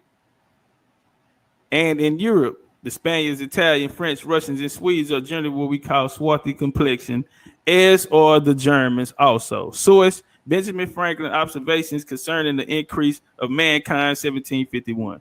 The definition of swarthy, black, dark brown, tawny. Source, Samuel Johnson Dictionary. That walk. Oh, it's about to get good. See, that shit that we just did, I didn't even want to do that. I didn't give a fuck about that shit. Right. I did that shit for you niggas. Let's get to the good shit. I came here to tell you niggas that the 13 colonies, yes, the transatlantic slave trade, yes, was started by niggas. Ain't 50 light short. But wait a minute. Were they Africans? Like shorts, you said they were black, yeah. Were they Africans though? I tell you this here, right? And I said this here when niggas was saying Topcatz going at the Moors, he going at the Moors and all this shit here. Really just needs you niggas' attention though. Now, when I said it then, I said, homie, the African and African American is more North African than it is West African. I'm gonna run that motherfucker back. The African and African American PowerPoint lecture is more North African than it is West African. It's number 2 PowerPoint lecture. It's 5 years ago. Them niggas, you did have some homies come out of North Africa and go up in Europe and run and form these. Look, we gonna go through it. The Sosa families and all of this type of these were niggas. Barnetts and all these niggas. You had a lot of niggas coming out of North Africa and went and created these lines in Scotland and Ireland and all of this type of shit. Oh, you niggas gonna learn, huh? And see this West African shit, brother. This shit here, look, it's some new shit. By the time the Portuguese got down to West Africa, niggas out of North Africa was already over there. By the time Portuguese got down there, niggas in North Africa was already down. Moors was already there waiting. And that's when you get your Mali and your Wolof and all this shit here. You feel me? The Wolof wars and all this type of shit with the relationship, fucking around with these Africans coming out of North Africa. Who they call Moors. So when the Portuguese went in there, Alfonso I, he was banging against the Moors that was coming from up there. They called him Alfonso the African because he had bodies. And I'm gonna show you niggas when we go down to Alfonso the Third, all of these niggas here and all this type of shit here. When we start tapping into them, bro, it's no doubt. All these niggas bitches, they side bitches was black. All these niggas, these niggas, cat. What happened? Where did we get this white boy shit from? That's why I always tell niggas, I always step in front of them with that shit and say,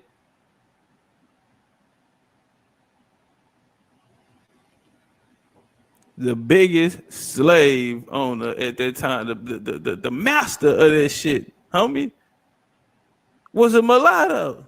But he looked at black. He made pointers.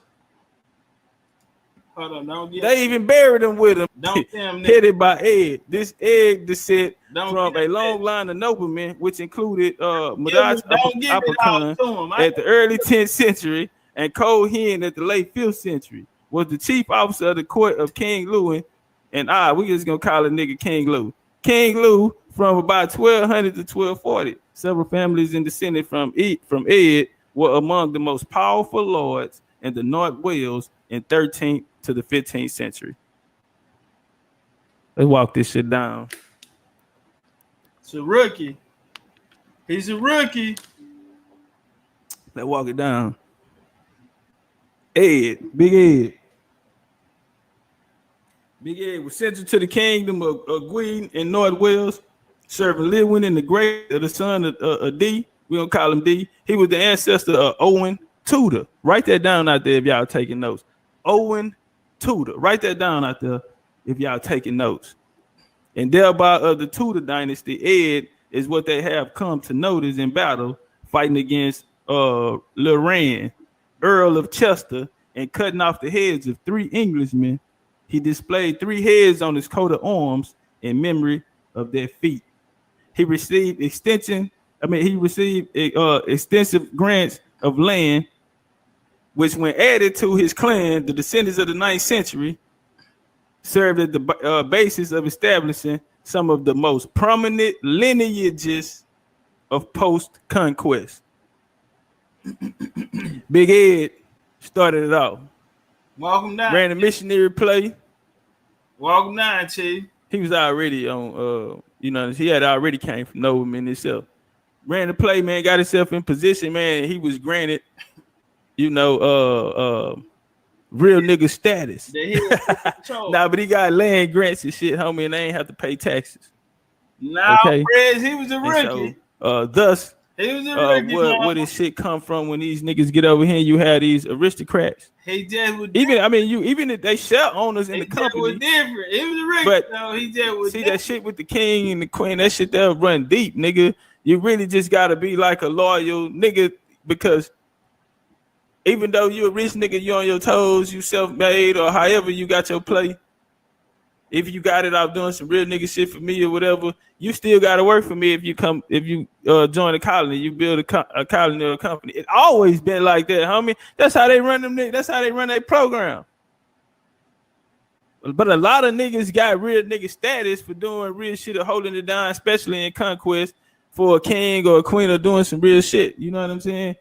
The homie right there, he don't pay taxes. Nigga saved my life type of shit.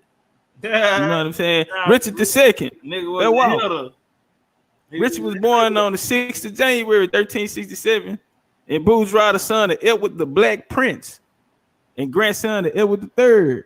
Richard's father died in 1376, and his grandfather the following year, making Richard king at the age of 10. Now, the country was ruled largely by his uncle, John of Gaunt. Bloodlines the first crisis of Richard's reign was the Peasants' Revolt of 1381. Bloodlines of the Going Five. Y'all probably familiar with him through a couple. Bloodlines of the Going Five. We really went through there, and I wanted to connect all of the European families and show how they were bloodline connected. And then they touched American soil.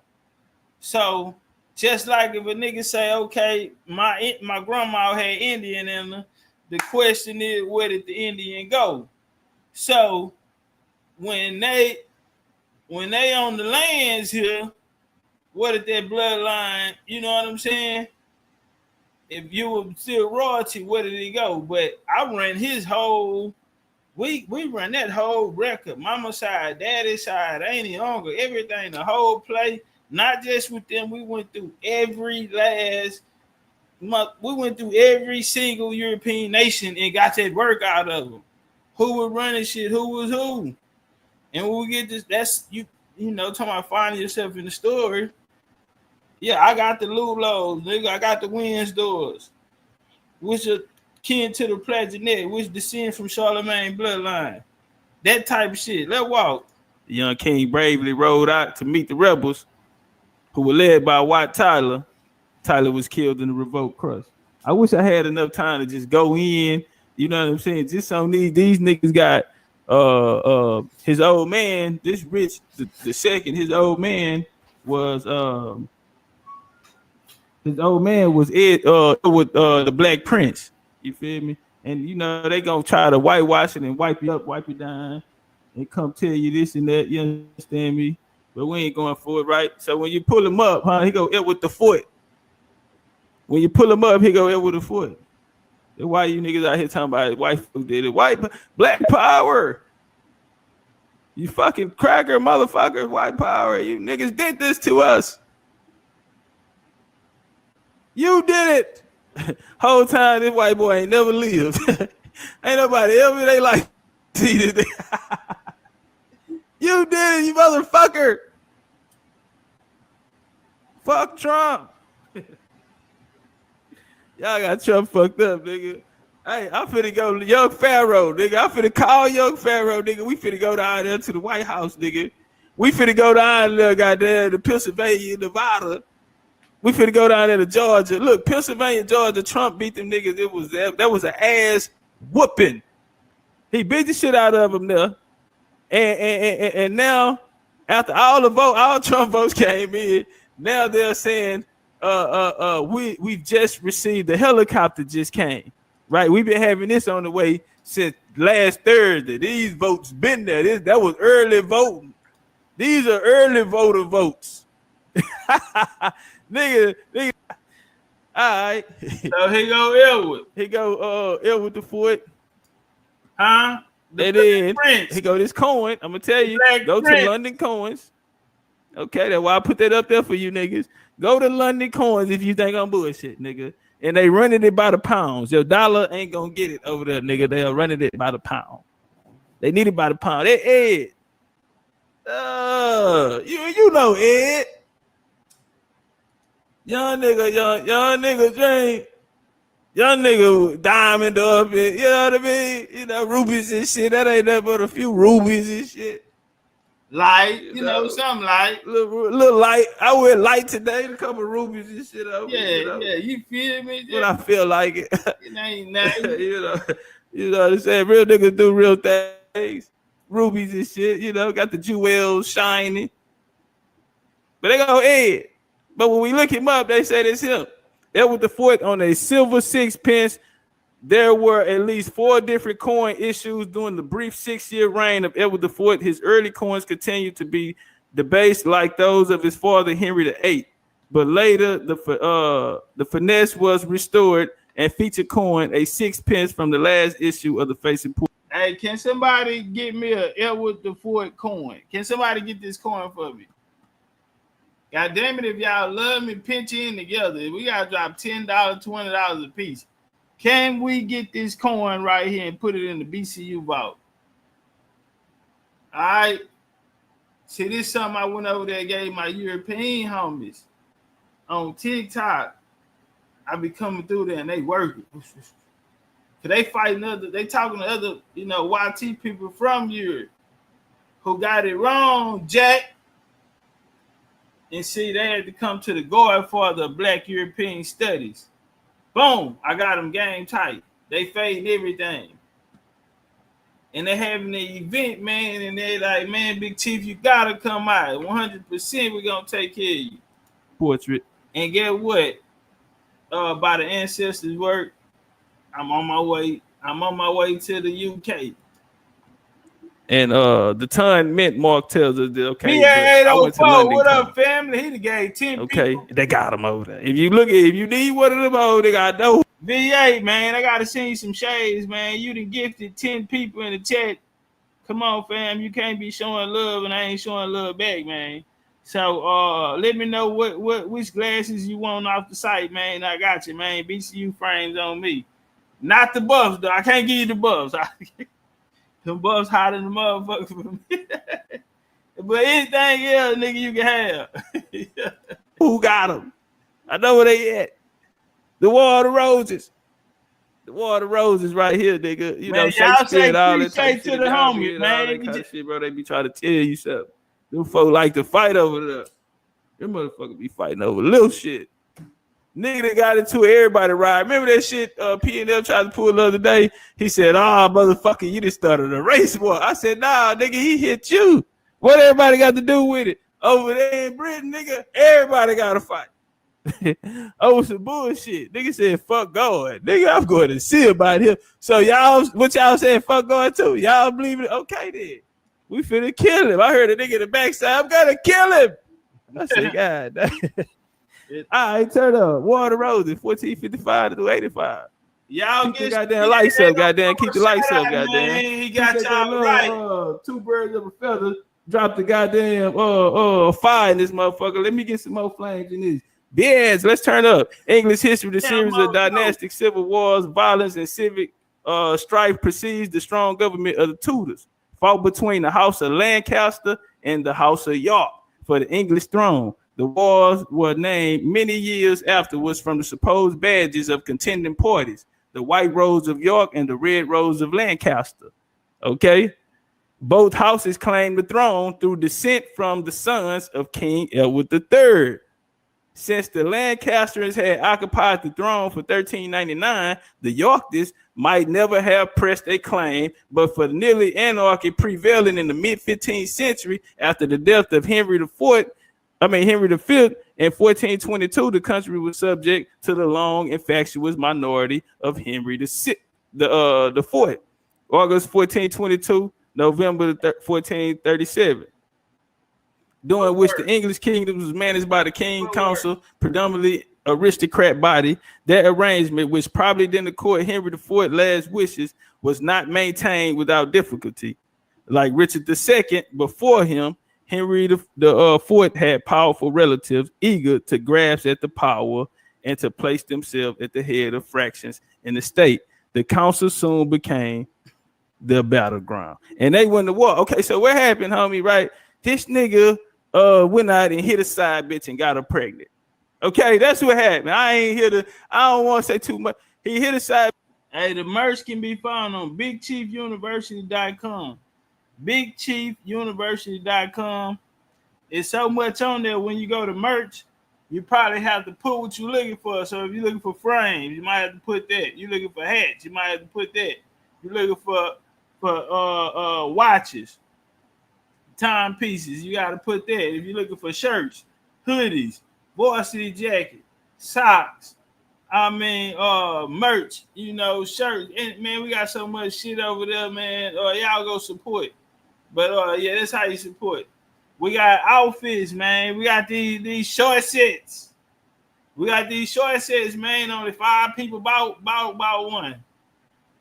You feel me? What y'all waiting on? Goddamn, sell them out. I'm ready to run this whole box so we get some more. Ain't nobody pre-order them. I came out of pocket for that. Racks. So yeah, nigga. If niggas don't know what mock mean, nigga, better have them racks, nigga. Watches went cheap, nigga. Them motherfucking frames, that shit don't be cheap. Nigga, they ain't gonna give you one, nigga. Nigga, they'll tell you, nigga, you gotta buy 100. You gotta buy 300, nigga. What's my cologne and perfume taking so long, nigga? That shit real money. And then you don't even know if you're gonna get a return on your investment. You gonna break even or lose. But I'm like Turkey Alice Sheik. Most things that I put my money into, I lose on. I ain't gonna lie. Fucking with this, you lose on. But it ain't nothing like it. Like the other day, I met up with my homeboy, and he handed me something, And when he handed it to me, man, he had on a Big Chief University watch. Him and baby on the way out to eat. So he got on this bed shit, cologne on this shit. And that nigga had on the BCU watch, bro. That shit fucked me up. And it made it real to me. That bitch got her pregnant. And now her kids say, nigga, we got rights to the throne. Well, niggas get the dime, bodies drop, niggas died, niggas, some hoes came up, some real niggas met some real niggas met some rich hoes. Okay, they knocked 2 widows, really 3, because them niggas went off and started the Lancaster house. But they went out started another house. Shout out to CJ, he just brought up the Lancaster. You know, this is a battle for the crown, and my nigga, you ain't even we don't even really know if my daddy, if that was the only person your mama was fucking. She was the side bitch. How we know you wouldn't fucking nobody else? You knew he had a wife, you know, all that type of shit. And then the nigga say, bitch, my mama ain't no hoe. And then the nigga, bing. You trying to call me a hoe? Bing. Yeah. Bitch, I know my pussy been. That's all I heard. Bitch, I know my pussy been. Bing.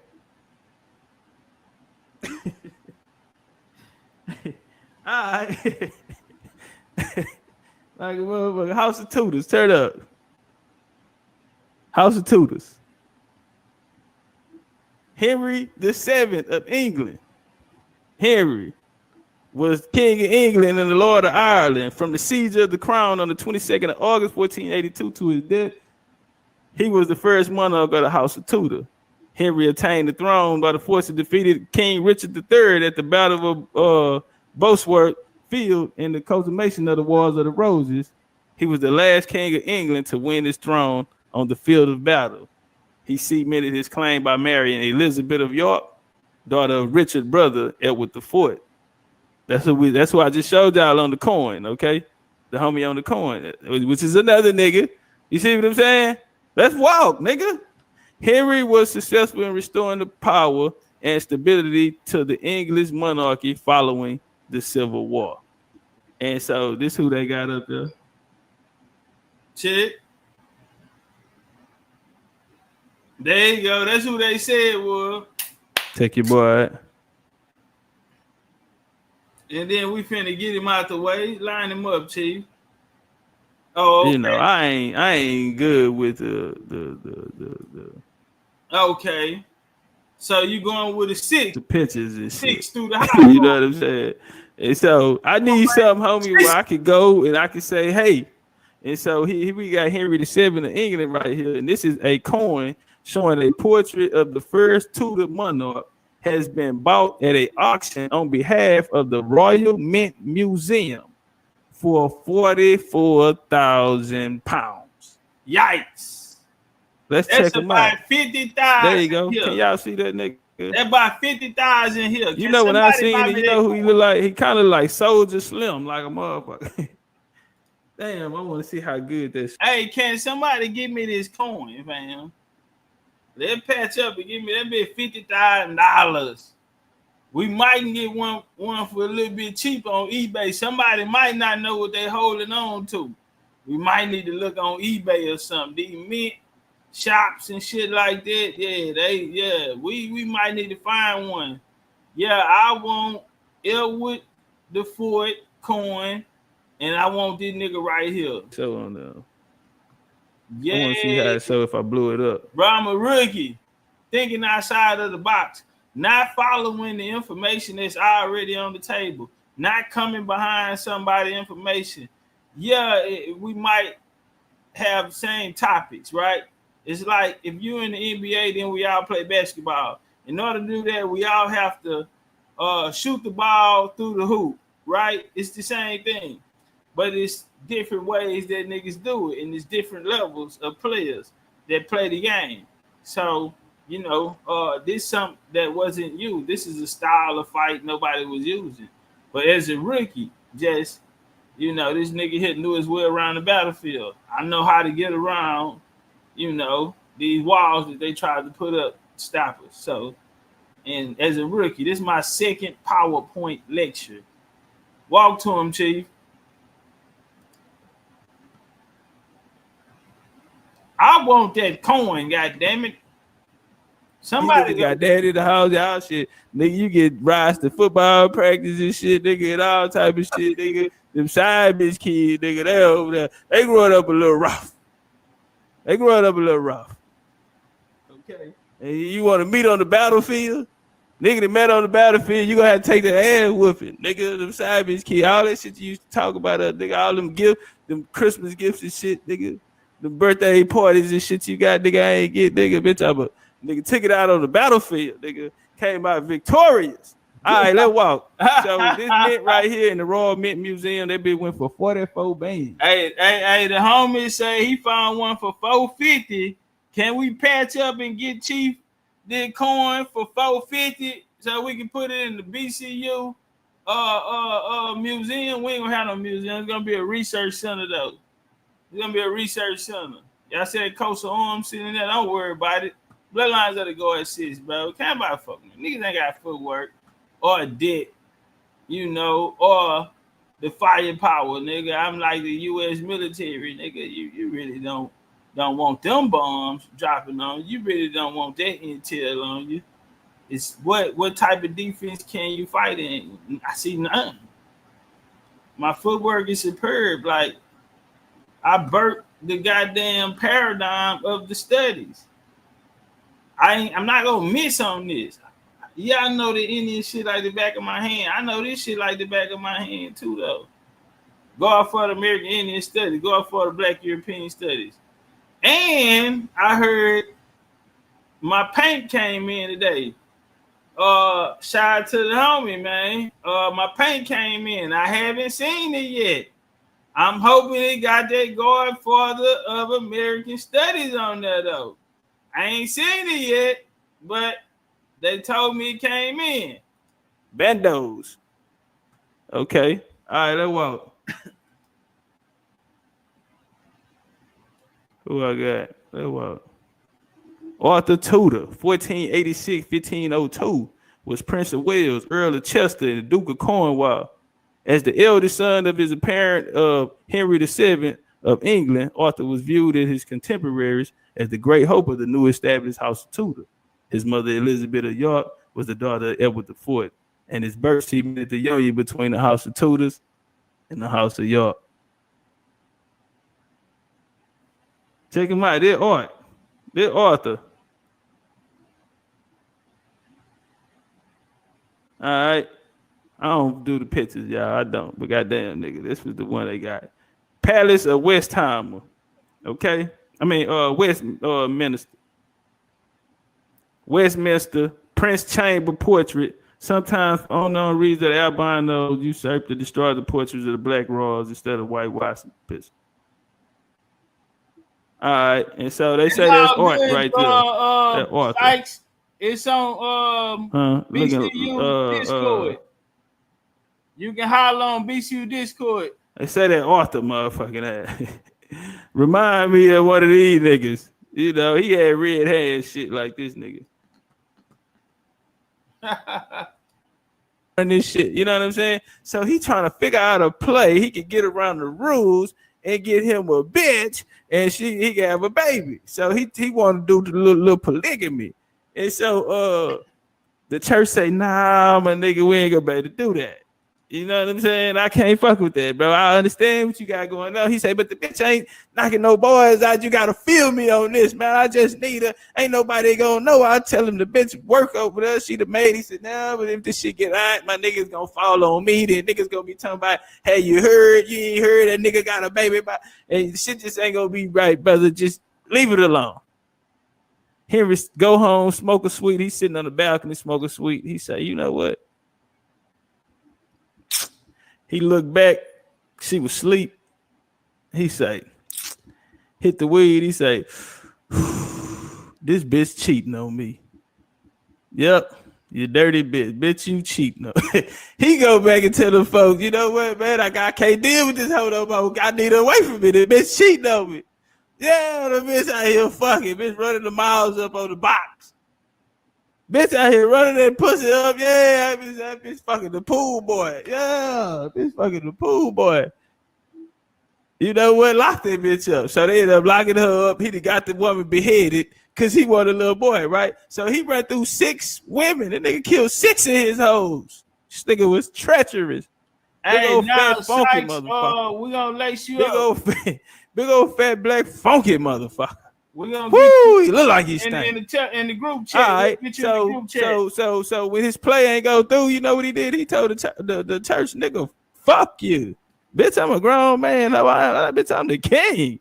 Bitch, you ain't gonna tell me who I can fuck and who I can't fuck. Bitch, we are out of here. Bitch, we'll take our talents to South Beach. You got that nigga fucked up, nigga. You know, bitch, I'm a tutor. That nigga say, bitch, I'm a tutor boy. I be fucked up, nigga. Bitch, I pump tutor blood, bitch. I need another side, bitch. Nigga, I need a side, bitch. Nigga, I got something going on. God damn, I got something going on. I need a nigga. You ain't even respecting what we got going on. Fuck it, nigga. He break away from the church. Bullshit you not. That nigga said, fuck the church.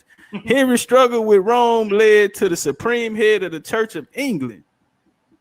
And his desire to provide England with the male heir, he stemmed partly from personal vanity and partly because he believed a daughter would be unable to consolidate the Tudor dynasty, and the fragile peace to existing followings of the Wars of the Roses led to 2 things that Henry is remembered for: his 6 marriages and the English Reformation, which made England a mostly Protestant nation.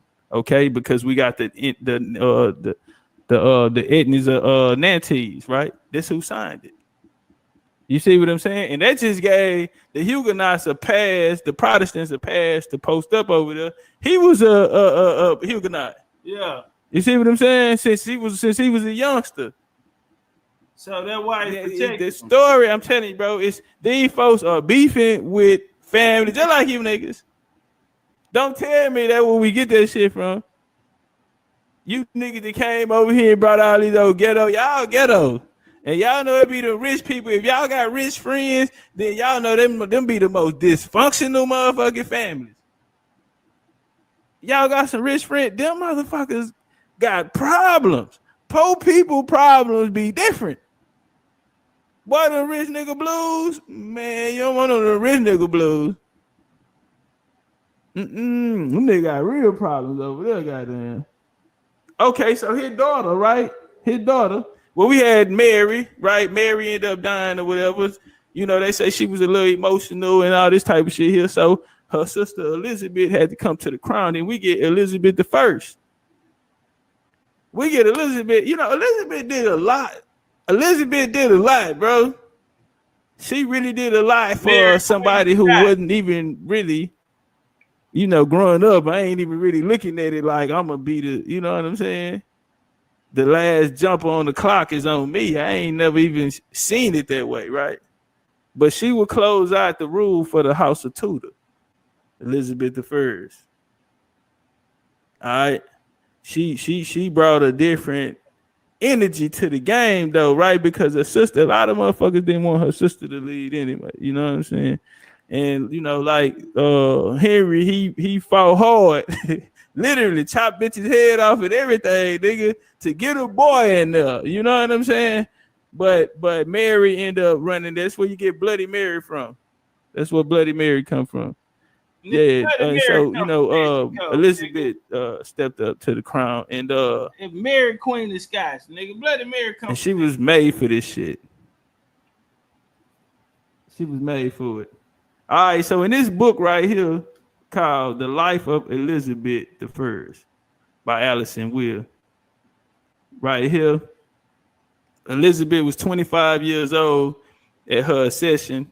She was tall and very slender with a tiny waist. Y'all like them tall, y'all like the tall, petite little models. You nigga like the runway models, long legs and shit, nigga.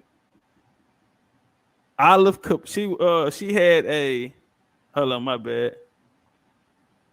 She was very slender with a tiny waist, small bosoms, and a beautiful long fingered hands, which is pleased which pleased her vanity to display her advantages in a variety of effective poses. She had a swarthy olive complexion, like that of her mother. Now we know her mother, Ann. Her mama was Ann. She used to fuck with her daddy crazy ass, Henry. Get drunk and get to tripping. Bitch, where you at? Bitch back there hiding in the closet from the nigga. Bitch, where you at? He drunk. What you think? Bitch, I can't find my phone charger. You know how them niggas get drunk. Y'all know them niggas I'm talking about. Y'all know them niggas. That was her dad. That's how her dad used to be. But her mama was Ann, though. Ann used to come in that bitch, nigga. Ann sing like Aretha Franklin in that bitch. And see, a lot of them white folks try to come out and tell you that Ann went black, bro. Everything about her was black. And they break her down in plenty of descriptions on Ann. And you know, out of all of them wives, when they remember Ann like that, you know what that means, huh? She was good to that nigga. You know what that means. You know, like all the mother hoes you been fucking with, nigga, you should have stayed with Ann. She the only one loved your big old fat funky ass. Cause the nigga was smelly. Big old ass nigga ain't want to bathe. He was the king. He feel like he ain't gotta wash his ass cause he the king. Big old stanky ass. And she coming at, you know, she dance, she spring, and then you gotta remember in London at that time, nigga, black folks was you know, life was good for them niggas over there, right? And so when we get into in the Tudor dynasty, I mean, going back to Richard II, right? When I had about Richard, these places right here, like BBC ran the story, and they talking about Richard II and the black prominence there around his area, because they call him the elegance king, right? He the nigga where you get when niggas be coming up to you and they be hitting you with the what that shit called? What they be calling them kings and shit? We ain't got no kings over here and shit. But your majesty and all of this type of shit, right? Yeah, that's come from Rich. Rich say, bitch, you know, he was one of them clean. He was a sharp nigga. He couldn't fight or nothing. He was like one of them pretty boy spoiled ass nigga. You know what I'm saying? But he was real. You know, a lot of niggas say he was a punk, and you know what I'm saying? He fucked with a lot of bad hoes, but a lot of niggas say he was fucking with this boy, right? Some niggas say he, you know, but it is what it is, whatever. You know, he was a sharp nigga, that nigga that was clean. He like French cooking and shit like that. You know what I'm saying? These niggas was you know, they was living it up. But these eras are black. Like they're not even trying to hide this. Because of the culture, you gotta understand the culture it grew. When Elizabeth came and she became queen, it brought a different culture to the game. You know what I'm saying? And so let's walk. Yeah, they love them some motherfucking Elizabeth. The first act of Queen Elizabeth had been to give thanks to God for her peace ascension to the throne, and she later told the Spanish ambassador to ask him that he would give her the grace to govern with clemency and without bloodshed. With the calamitous example of her sister before her, she had already decided that there should be no foreign interference in the government of England, not from Spain or Rome or anywhere else, and was resolved to be herself the focus for English nationalism.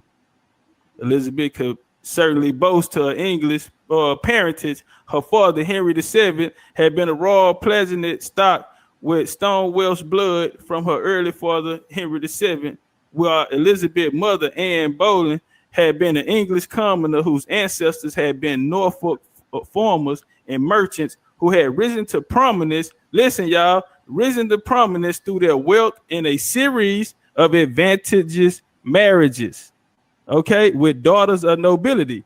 And so these daughters of nobility, guess what? Their husbands died, they was widows, and some real niggas swooped up on a rich bitch. Some real niggas knocked some rich bitches. From rags to riches. Boy, I wish I could play that riding wave on you niggas there. From rags to riches. Rags to riches. That's some real nigga shit though. Cause I'm gonna tell y'all, look, if y'all seen my colors, then y'all seen when I was a young nigga, street nigga, and I knocked a rich bitch. And I go into it. I drop a colors on that for the Patreon. You know what I'm saying? When I knock my, I spoke about it before, but I'll show you when I knock it. All right, let's walk. Anne Boleyn, being from prominence to the Wealth Series advantage marriage to the daughters of nobility through Anne's mother, Elizabeth Howard. Elizabeth was related to the Howards, Earls and Surleys, and the Dukes of Norfolk. English premier peers through the Boleyns themselves to many other noble English families such as the Careys and the Sackvilles. All right, and then here go a portrait right here. They say is Liz. A little red bone and a red dog, had red hair and shit. Yeah, that supposed to be her higher lad. All right, let's walk. And here go one of them. This is Elizabeth, a Bohemian, daughter of King James IV, Scotland, England the first, Scotland, and Denmark, Frederick, all this shit there. All right. And here go the coin. Y'all know these coins. Y'all bullshit. I'm gonna buy me some of these motherfuckers, bro. I'm gonna have to at least give me something to put up. Watch. Tell you, nigga, I want one of them motherfuckers. Queen Elizabeth I. America. Wow. We here to talk about, God damn it, Topcatz, fuck all that bullshit, nigga. You said niggas set the 13 colonies up. The fuck you sit here talking about the whitewashing and all this other bullshit, nigga. Nigga, what? Nigga, did they do it or what? Cause my master teacher told me that them white boys did that, Topcatz.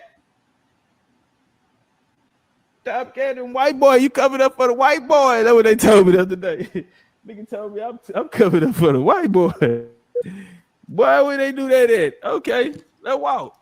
In the 1570s and 1580s, Queen Elizabeth granted royal permission to two English colonies of America, and Spain had laid claim to much of South and Central America. England's attention was directed to the eastern coast of North America. Sir Humphrey Gilbert led 3 unsuccessful attempts to establish a colony in America, but in 1583 he lost at sea while returning home. The following year, Elizabeth granted a patent to her half-brother, Walter Raleigh. Raleigh, North Carolina, stand up in this bitch.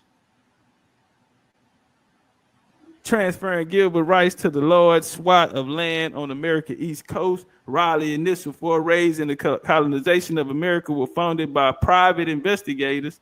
He sponsored a number of attempts to establish English colony on Roanoke Island, which was named Virginia.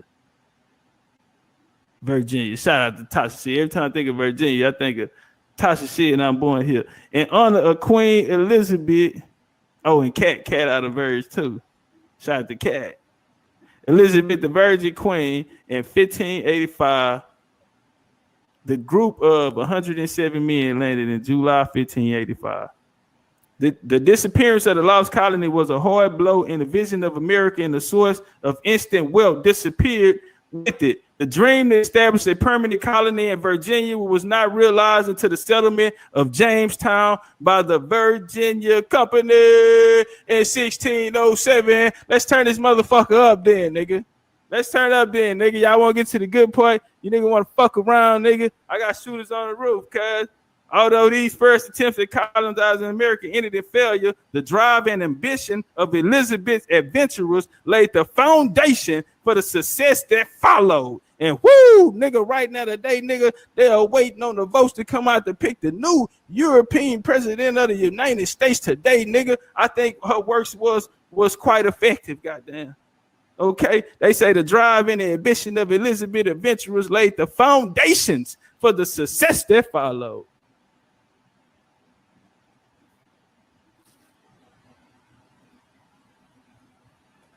Drop me some flame, bang my light button, goddamn, bang the cash out. We finna walk. I'm finna roll another blunt. We finna walk. If you had something to do, nigga, get your ass out of here, cause we ain't done yet. We gotta walk this bitch down, nigga. I come to talk to you, family. The House of Stewards, the 13 colonies. Okay, we about to. Cause you niggas talking about goddamn nigga, you say that them niggas had nigga. We about to talk about it. Let's walk. I gotta tell you who they people them is, nigga, where they come from. I don't know how to do the other shit. I gotta let you know who these people are. Let me tell you who they are. You don't get no House of Stewart without your House of Tudor. Margaret Tudor, nigga. Margaret Tudor, man. Give me 2 seconds. Give me 2 seconds, goddamn. I love y'all too. I love y'all too, goddamn. Making up African American, goddamn. I think we gonna do that one next Friday. Go ahead on and really blow the lid off this motherfucker. Juicy. They already looking for me in the streets with their guns. All right, turn up. Whoa. The House of Stewart and the House of Orange. House of Tudor family tree, House of Stewart, and the House of, yeah, there they go. Act of Union, 1707. Act of Union, 1707. Huh? In 1603, 2 very different nations were brought together by the curious fact that only one had one monarch between them. On the death of England's Queen Elizabeth I, without children, because remember, she was the Virgin Queen, so they named Virginia after her, right? They say they named Virginia after the Virgin Queen, which was Elizabeth I, because it was her first trying to get the settlement. She died, no kids. Here we go. Let's walk. She died, no more House of Tudor. Remember that. If y'all writing this down, y'all taking notes out there. Queen Elizabeth I was the last of the House of Tudor. Okay. She was the last, and then that brings in the Stuart. So, 2 European nations, they can't take away, bro, because them niggas brought so much. They brought so much there. They success, the money, everything that they are today, it happened through these people. This goddamn Tudor family and this Stewart family, homie, I'm telling you. Listen to me, man. This shit is real life, okay? Because they are erasing history. That why do they take this out? Don't worry about them. Make it make sense in the making of African American. All right, on the death of Queen Elizabeth, without children, the next in line to the throne was the reigning king of Scotland, King James IV. James won the backing of the English establishment as he was a Protestant. He had sons who could be king after him, and his 36-year rule in Scotland had largely been a success. However, he was also a Scot who spoke a different language and had a different cultural background. How could he be able to bring 2 countries together? And then we go into pages to explore personality and effects of his arrival in England and include images of James in the book National Library of Scotland's rich collection.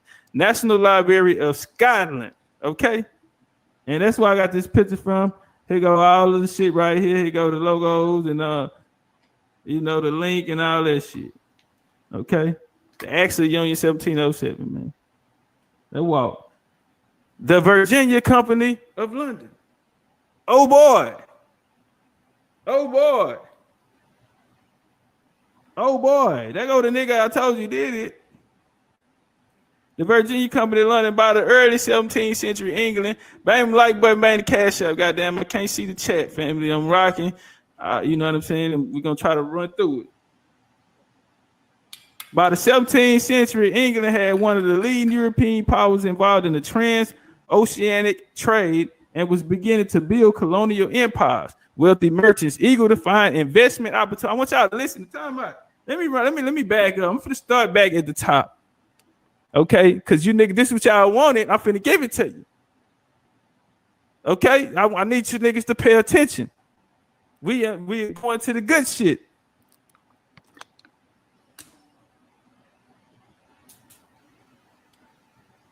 By the early 17th century, England was one of the leading European powers involved in the transoceanic trade and was beginning to build a colonial empire. Wealthy merchants eager to find investment opportunities, individuals who purchased shares or company stock was given a monopoly to explore, trade, or settle at a particular region in the world. Profits were shared among the investors according to the amount of stock they owed. They owned between 1575 and 1630, more than 6,300 Englishmen and women invested in the stock companies, trading with Russia, Turkey, Africa, the East Indies, and the Mediterranean. And guess what else? America. We finna get to the good shit, nigga, because it's all about money. Okay? That's why it's all about money. That's why the fucking election happened Tuesday and it's Thursday. And they said they ain't gonna be done till Saturday. And they don't give a fuck. They doing it right in your face. You don't supposed to know no better. Go find you some motherfucking business. Get out of my business. Okay? We give a fuck about no court ruling. These hoes said, fuck the courts, everything. Nigga, you know how many people in on this shit? Nigga, this do or die. Nigga, you can't get caught after this shit. Nigga, imagine these niggas go through all this shit here and then Trump win, right? Now, how do you cover that up? How do you cover that up? It's too many niggas be ready to snitch out here, bro. Too many niggas be ready to snitch. How do you cover that up, bro? Nigga, you done try to come out here, nigga, and got caught rigging the presidential election, nigga, with everything on it. What y'all thought them Democrats were gonna do, bro? You thought they gonna go out there and lay down? Them niggas that put Black Lives Matter on a basketball court, they to stop the world, nigga, crash the economy, nigga. They done put Rona on you, nigga. These motherfuckers bro, it's too many people. I told too many niggas that I could guarantee a win. I can't owe everybody, bro. I ain't got enough to pay. Nigga, they are going to kill me. I don't give a fuck, nigga. I'm about to win. How many? That nigga say, Trump is up by 900,000 votes. Okay, wait a minute, nigga. I got a truck just pulled up. They're on the dock. They say, and we got the mail-in votes coming in, and so we know those favor Biden. How? Bitch, you ain't open them up. We know the Democrats stayed home and voted this year. No, we don't know that.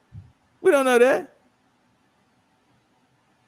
These motherfuckers are letting they in Philadelphia talking about, man, they let everything come through. Nigga they skipped the whole list and just circled Biden. That's it, nigga. They count everything. Let's walk. England's first successful colony in America was not established by the English government, but by one of those privately owned businesses called the Virginia Company of London. Investors in the Virginia Company hope to profit from wealth of the New World. In 1606, King James the First granted the company organized exclusive rights to settle in Virginia. This mission was extended to the bounds of English civilization by finding wealth, converting the Virginia Indians to Christianity, creating jobs for England, unemployment seeking route to their Orient, and tapping the resources of the New World. The first leader of Virginia Company in England was its treasurer, Sir Thomas Smith. Charter granted a land to two branches of the company. Remember, it was two. Check it out. Guess what happened? Two branches of the company. The London branch was to settle a colony near Chesapeake Bay, while the Plymouth branch was granted land in the New England area. The colony paid all of the cost of establishing. Listen, the company paid all the cost of establishing each company, and in return, guess what they did? It's a monopoly.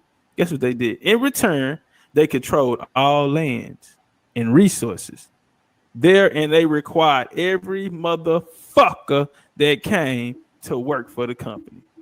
Bitch, I don't give a fuck how much money you got, bitch. That is my shit. And even so when they say they sent them up there, so in 1619, this is where you get the people going to go settle up there and shit, and And so they going to set it up there in the 26. That's why the land never was theirs for them. You know what I'm saying? These people going any of these colonies, whatever company your ass was working for, own all rights to that land. You know what I'm saying? And so let's walk. Kind of sounds something like today, huh? A short history of Jamestown. On December the 6th, 1606, the journey to Virginia began on 3 ships: the Suzanne, Constant, the Goodspeed, the Godspeed, and the Discovery. In 1607, 104 Englishmen and boys arrived in North America to start a settlement. On May 13, they picked Jamestown, Virginia for the settlement, which they named after their king, James the motherfucking first. The settlement became the first permanent English settlement in North America. The site of Jamestown was picked for several reasons, all of which met criteria for Virginia Company, who founded the settlement, said to follow picking a spot for the settlement. And that is coming from the this is NPS Government Park Home. Learn about the park history and cultural stories. Short history of Jamestown. All right. Charles the First, 1600. Yes, sir. 1600. We about to walk this bitch down. Miles, I hope y'all making sure the likes up. Goddamn. Charles the First was a king of England, Scotland, and Ireland, whose conflicts with parliaments and his subjects led to civil war and his execution. The second son of born James IV of Scotland and Anne of Denmark, Charles I ascended to the throne in 1625. His reign was marked by religious and political strife that led to civil war. The opposing force, led by Oliver Cromwell, defeated Charles' royalist forces of the king and beheaded in London, England, on January 30, 1649. They cut Charles' head off. Oliver Cromwell and them came up in that bitch, them goddamn Protestants. Them goddamn Huguenot came. Them hoes can fight. Them bitches can fight. Them hoes came up in that bitch and chop cut head off. I here with that bullshit. Hold on, let me do something. Hold on, I got something in the wrong place. Okay, nah, don't worry about it. It's cool.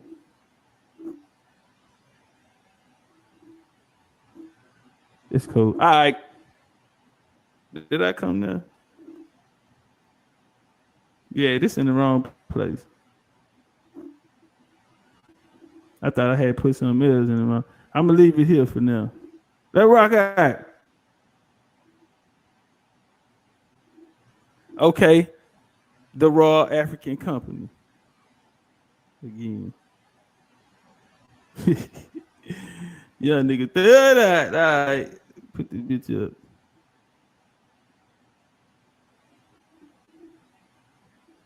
Oh, that boy got that work for you, nigga, ass today.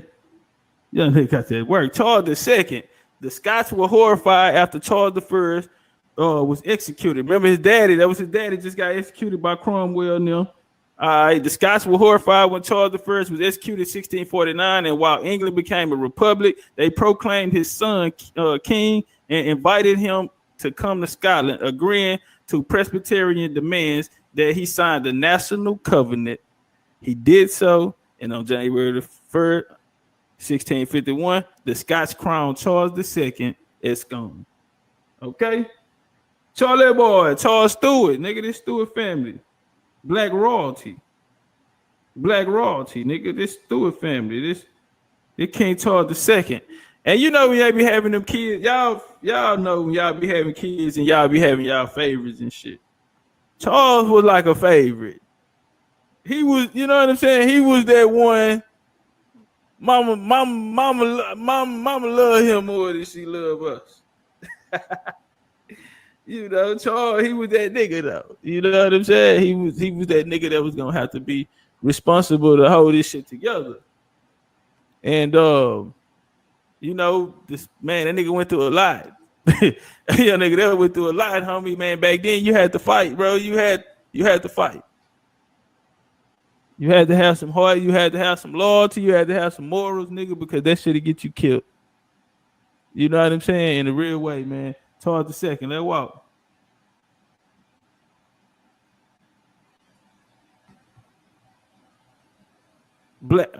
Charles the second. Black Boy was in fact a pet name given to the heir to the throne by his mother, Henrietta Maria. Right? Henrietta Maria. She was from France. She married Charles I. Now, this was controversial. You feel me? This was controversial right here. She married, and her people then was Huguenots. They were Protestants. And she married, and she was mulatto. She was a mulatto. This here caused a lot. Even though she converted, she told him she converted and shit. They ain't believe him. But that's his mama, Henrietta Maria. She was French by birth, but with some Spanish blood in her veins. When Charles was born, he is said to have had a swarthy complexion, and his mother used to refer to him as my beautiful black boy. I know some of y'all women out there can feel what Henrietta Maria was going through when she said my beautiful black boy. Let's walk. Now, it is understood that there are black boys in other towns and that this explanation is regarded to as being a true virgin for the origin of the name. Black Boy was in fact a pet name given to the heir of the throne by his mother. All right, now if we come here, this is a real company.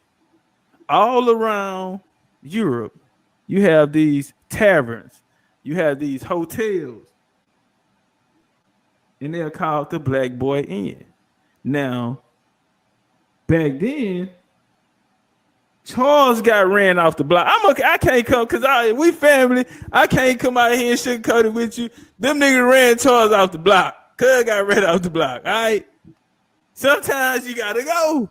It was too many of them niggas. It was too many. They ran Charles. They came in there and ran his motherfucking ass off the block. You see what they did to his daddy? They chopped his daddy head off. They ran Charles off the block. And so supporters of Charles, right? They call him Black Boy. That's his name, Black Boy. They built pubs, little hangout spots and shit. You know what I'm saying? Little spots we all meet at. We thug, cause we gotta stick together. Cause it's up there and it's stuck there. Charles had to get off the block. You goddamn right. And so Black Boy Inn, go look it up. Here you go. There go the company. Type Black Boy Inn in London. Here go another different one. Up on this site stood the Black Boy Inn, which played a central role in Chelmsford life for 3 centuries to 1887. Okay? All the way up to 1887, they still got it up there. Let's walk. Henrietta Maria. This is mama right here. Here she go. With them curls and her shit. Big nose ass. She was a mulatto though. You can see her. And she called Charles my little black boy. My beautiful black boy. My bad. Mama love her black boy. You goddamn me right. And they say she favored him and all that type of shit. But whatever she did to him though, Charles grew up to be a real nigga. You had Charles fucked up. They ran him off the block, but Charles was about that smoke. They ran him off the block. They couldn't finish him. Hey, I'm going to London, right? So the black European homies I was chopping game with, right? I had told them what a statue is. So one of them like, hey, man, I ain't too far from it. I'm like, bet. I'm going out there. So real soon I'll be out there. I'm going to go get it. I'm going to go stand next to Charles, man. Charles, like he said 5 years ago, was a real nigga. He was a hitter. He was one of them ones. Best dressed. The ladies loved him. Long perm to the back. See, that's whole nother game that we gonna bring in Bloodlines of the Guard 6.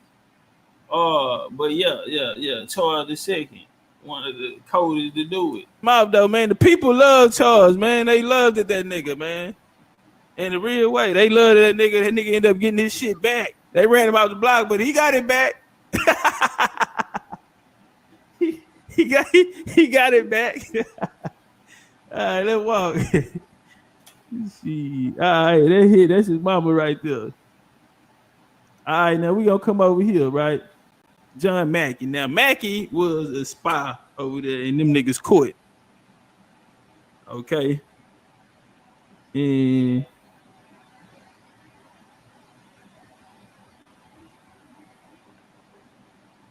all right, let's walk.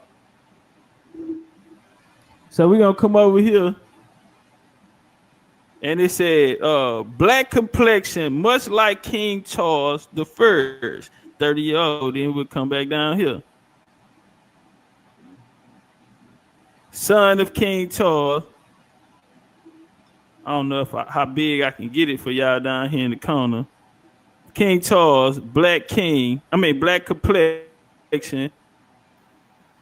down here. And this is the book right here is coming from. This is from John Mackey right here. All right.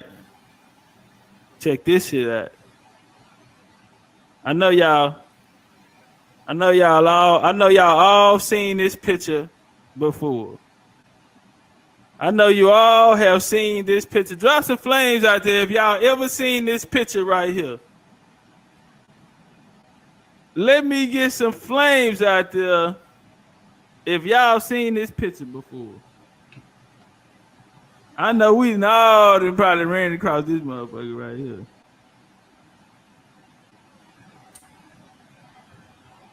This is referring to King Charles the motherfucking second. This picture comes from a pub out of England. Okay? A pub out of England who was in support of King Charles II. And it's called the Black Boy. This year, Black Lives Matter. Look, check it out. They changing the names of the Black Boys, Black Boy Pub Master, Black Boy Inn and shit. They changing the name this year. Black Lives Matter say that is a derogatory term. It's derogatory, and that's what his mama called him. We calling him what his mama called him. That was they homie. They knew him. That's what they called him. That's my nigga. That's what his mama called him. I be over there playing with him and shit. I just picked it up what his mama called him. I started calling the nigga this shit. His brother and them called him. That's what we call him. And Black Lives Matter went over there this year. Pull it up. BBC News. It's on BBC News. Pull it up. Black Boy Inn name change. BBC News. Black Boy Inn name change. BBC News.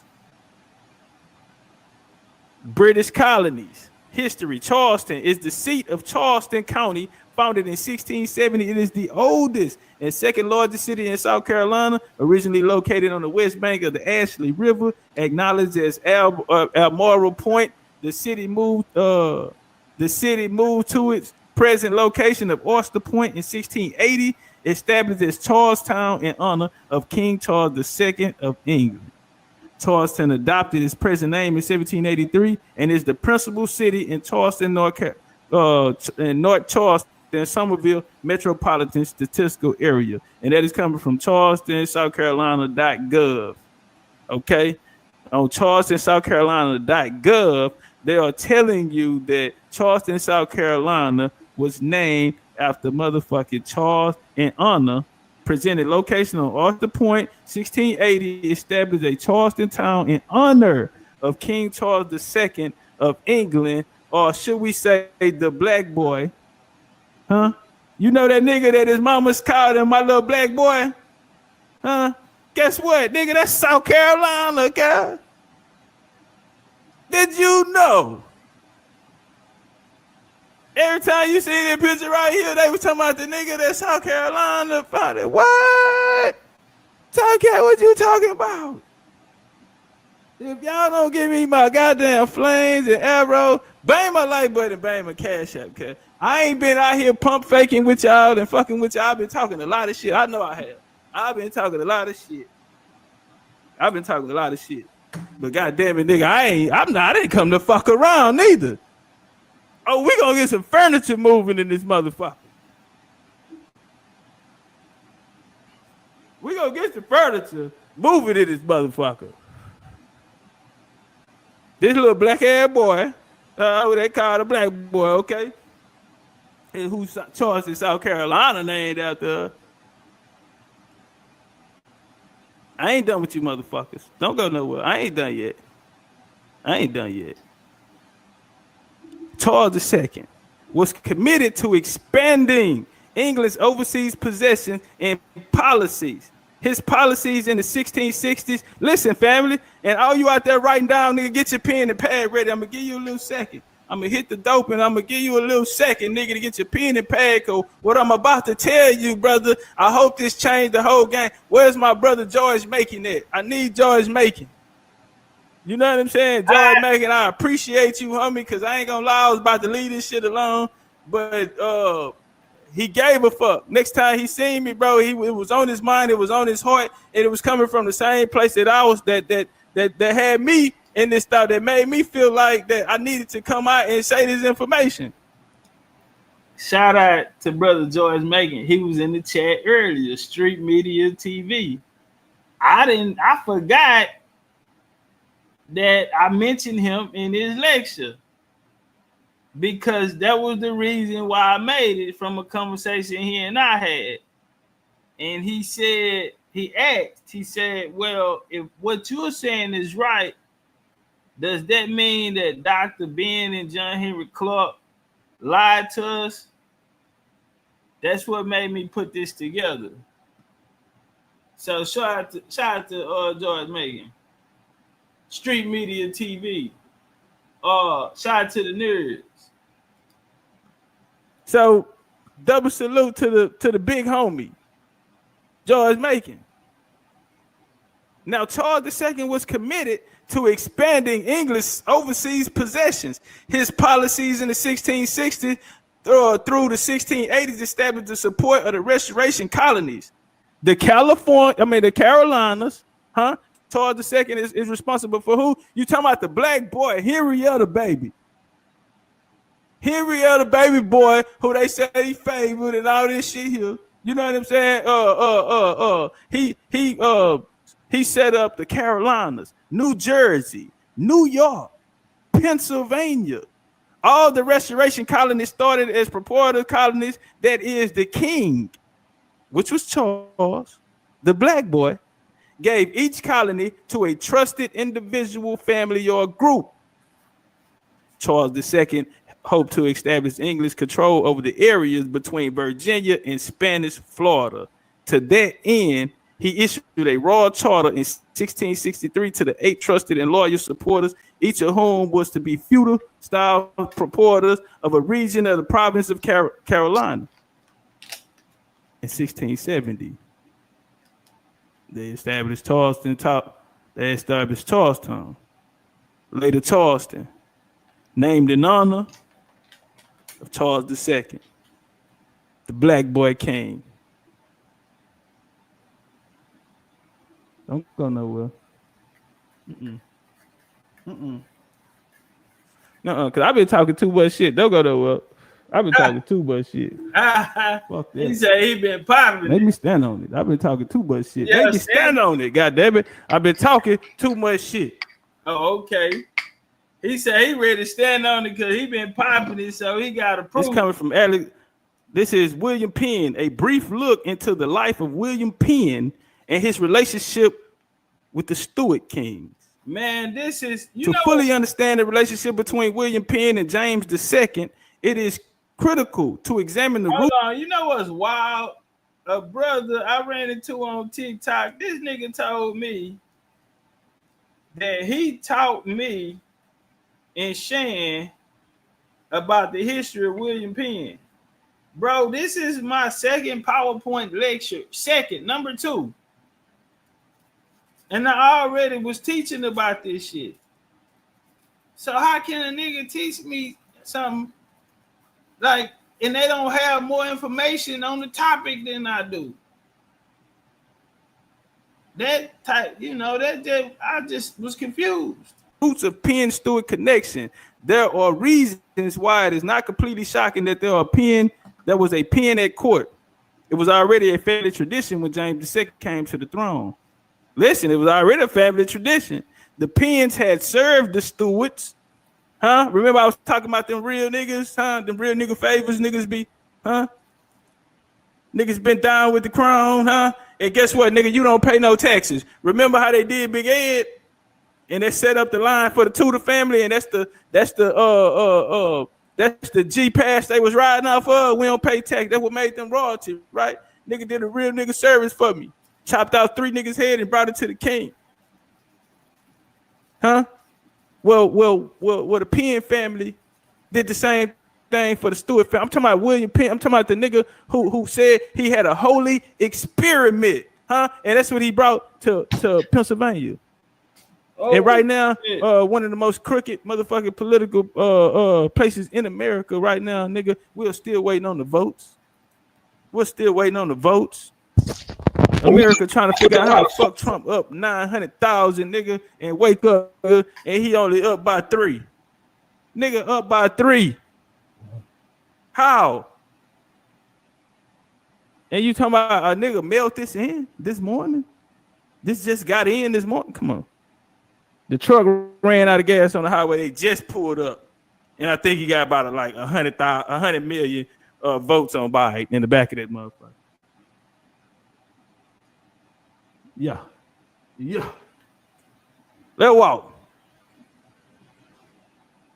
Now the Penns had served the Stewarts and been favored by them for at least 2 generations.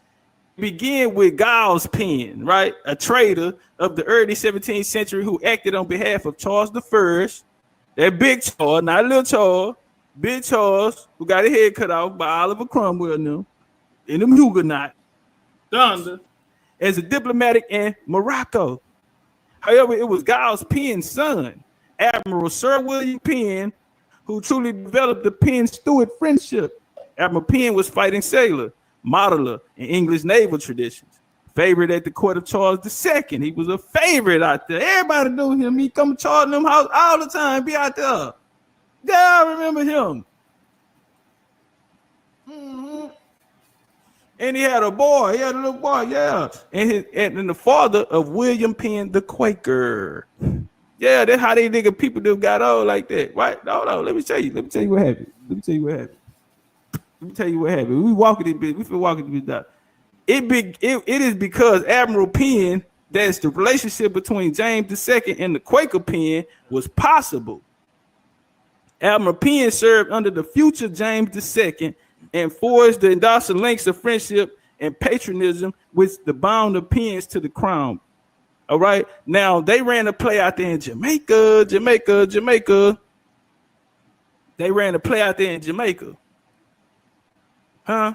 Now, who are we talking about right now? Oh, by the way, this coming from Alexander Campbell King Law Library School of Law at the University of Georgia, right? Now I want to show you something else, right? Because now we about to go to Jamaica. This shit here popped in. The Penns made their bones in Jamaica. Now, who was down there too? Who are we dealing with when we talking about these stewards and all that? We talking about motherfucking Ireland. We talking about Ireland. Who went to Jamaica? All right, now this right here came from. All right. I think that's enough. That's enough for one night. One chance to get it right. Real or fake, cuz we're gonna see tonight. But I think I know the way. Follow me. That's that Jeezy. Man, y'all be cool like y'all be cool. Shout out to George Macon. Conversation we had. I think we was on the homie Taz show. and he asked me that question, and it motivated me to bring out, because when I first come and I'm saying black European, ain't nobody never heard. Niggas like, what is that? This nigga crazy. What are you talking about? Can you prove that? And for the last 5 years, I have. That joint, that was my response to the conversation me and George Macon had. And it wasn't disrespectful, because like I said in the bill, he really wanted to know. As y'all seen, we not too long ago, we had it was a live, and he came in at the end. We talked for like 30 minutes and just building on, like, when he first bumped into me, he was like, I was like, man, this dude is crazy. Look at the shit he's saying. But then he started doing research on his own family, and he started coming with so much history on the Creek Civil War, the Red Sticks, the White Sticks, and he seen his family in these areas. He find out we the landowners. He know that after those wars that was fought in Georgia, the age of when cotton became king, and so they end up enslaving the people on the land because they already knew how to till and work the land because they was from it. And this is a guy coming from a black nationalist, Afrocentric, but he watched my journey, you feel me? And and probably like a month ago, we got a chance to build on it. But this brings it full circle back to the first conversation that we had on that. So shout out, double salute to the homie, George Macon, man. And double salute to y'all for giving me y'all time, man. I had a joint with me and Rod going about the black Europeans. We're running out of time. It's 11:30 on the East Coast. Black European Studies 101. And y'all, please forgive my slides. That was maybe Topcatz. That was Ricky Topcatz. That was my second PowerPoint. Forgive the slides. Kerry, you gonna be the spy boy, man. You gonna be the spy boy, Kerry. You up to Mount First, man. City Island All-Star Weekend. ATL, shotty.